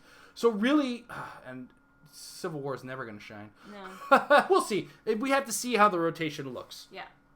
This year, it's harder to say. But there's all kinds of stuff to see next year too. Like with next year being the 15th year, we've already heard about Elseworlds and What Ifs, right? And colossal OP kids. Yeah. So. And then to the other question with has there been a time where I've had more fun playing the game? Only for the nostalgia factor, if that makes any sense. Mm-hmm. There was a time about 10 years ago where I was playing Clix every week out at tournaments. We were traveling for tournaments. We were playing on the weekends. Like, it was what we did between that and playing board games, because like we had no other responsibilities. We didn't have a kid yet. We didn't have any other things that took up our time. Like, we could be like, this is our hobby. This is what we're gonna do. So I guess there's a kind of nostalgia thing where I feel like I had more fun playing then, but then not really, because like I've met some really amazing friends and I've never been able to travel as much as I had this year. Like, we went to Rocktober this year. We've gone to nationals. I've met people from around the world playing Heroclix now. So like right now is a huge time in my Heroclix career. We're talking to whiz kids. We're getting unboxings from them. Like, this is, my mind is blown on what we have now versus what I had then, and I think it was just that I got to play more often then, and that's my thing there. Yeah. So. All right. Next up, and he goes by the same name in the chat. I see you there. I blame my roles on the Reddit. Asks or goes on to say, the culture shock is real when I look back at my older models. 13s on defenses, 6s on attacks. And that being said, I feel like the game has gotten a lot more paced back then. Willpower Indomitable was a lot rarer as we're moving attack powers. Nowadays, it feels like the Alpha Strike is a lot more damaging and easier to achieve. Do you feel that having more characters return to a simpler time like this is a good move for the game? It's probably no coincidence the new Justice League characters feel designed like the older models. I think that's a good thing, for one, because when the game does hit its reset point and everything becomes like that, it's going to be an interesting time to look at. Even if it doesn't go over well, it'll be an interesting time to look back at what they tried to do. Rotations in how the game plays are good, and it's been a while. Like, we've been in a long Alpha Strike period right now. I mean, let's not kid ourselves. When Metron was commanding the metagame, that was basically deal as much damage as you can first. Your opponent attacks back with Metron, all right? And then whoever's at Metron attacks first loses to Metron, but then the Nightcrawler or whatever high-speed attacker attacks it next, finishes it up, and then tries to finish off the game from there. Generally, and in the end of the Worlds that year was the Nightcrawlers with Super Sense and Shape Change to go on its own. All that said, once we're out of this weird thing where we do have a mixture of Alpha Strikes and non-involved control, we'll start to see what this design flow goes towards and what this design of the game does for the game. I hope it's a good thing, and I hope it introduces a lot of strategy, a lot more thinking. I'm starting to warm up to the. I'm still not a big fan of, but I'm starting to warm up to the dials on the cards. Now that they've actually designed some figures that make sense, yeah. Like the new ha Joker, as I like to call him, or the Power Man and Iron Fist. They really lend themselves to the strategy of, hey, I got the dial on my card. I can look at where I am and what powers I'm going to have at the time, and I think that it was a weird thing to announce without giving us a specific character in mind as to what they were doing with it. So I'm starting to warm up a little bit more to it. I still don't like the idea of my opponent being able to look at it, but at the same time, I had a situation where I was at at the WKO. My opponent had Mephisto, and I had the 45-point Mephisto. Doesn't mean I'm not allowed to look at the rest of the dial, right? Yeah. So I did use it to my advantage once or twice. I was also very tired and drunk, but I'm a scumbag. I like I said, I'm warming up to it. I'm getting used to it. And we'll see where it goes from there, to be brutally honest. So. Yeah. I think this is a great shift for the game. and it's not so much slowing down the game as like you said, pacing of the game. I know even just a year ago, building teams, and not just for fun playing on the channel, but building teams like anywhere I'm going to take a team, I cannot bring myself to build a team that doesn't have move and attack or even a sidestep. Like having a like useless movement power is just like, I don't want to play there. I'm like, oh, that's a great figure, but like they start with stealth and they do nothing else. Like it just feels so so wasted if I can't be throwing that figure closer and closer to the tournament or to my opponent like right away. So like I love charge, I love hypersonic, I love running shot. Even now we're seeing a great cheap TKers, which kind of help alleviate the fact that we're getting characters that don't have those move and attack powers. It also introduces the idea that when we get more and more of these characters on the map, leadership's going to be a power that we need. Yeah. You know, and multiple leaderships in some cases. And I am constantly eating my words now and saying that, like, team abilities like Justice League and Brotherhood are completely useless because at that time they just were when we were only seeing 2 or 3 characters on the board. Yep. Why should I care about them not counting to my action total? Yeah.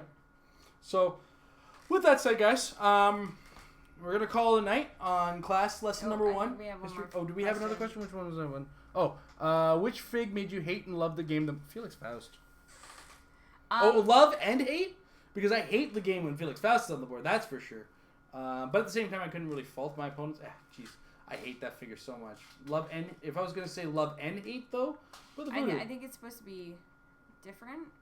Like, which one do we love, which one do we hate? Okay, well, I hate Felix Faust. Love Alyosha Craven. I still have a deep-seated hate for Icon Superman. I honestly, just because I have not been at the level of competitive play to even feel Felix Faust. I had one game against Faust and Doctor Strange, and that just wasn't enough for me to be like, F this guy. Mm-hmm. But yeah. In the meantime, so we get that last question in there. You guys have yourselves a wonderful evening. Check out the subreddit and leave comments somewhere or start up a post. We want to know what you want to see on Clix class as far as design flow and things like that for the game. This is just a history of Heroclix, just to kind of get through it very quickly. And we took like 3 hours. Fabrizio did say love and hate at the same time. So yeah, Brother Voodoo, right. Brother Voodoo for me. But yeah, so like I said, use the subreddit, use the Facebook, use whatever social media you can get in touch with us on.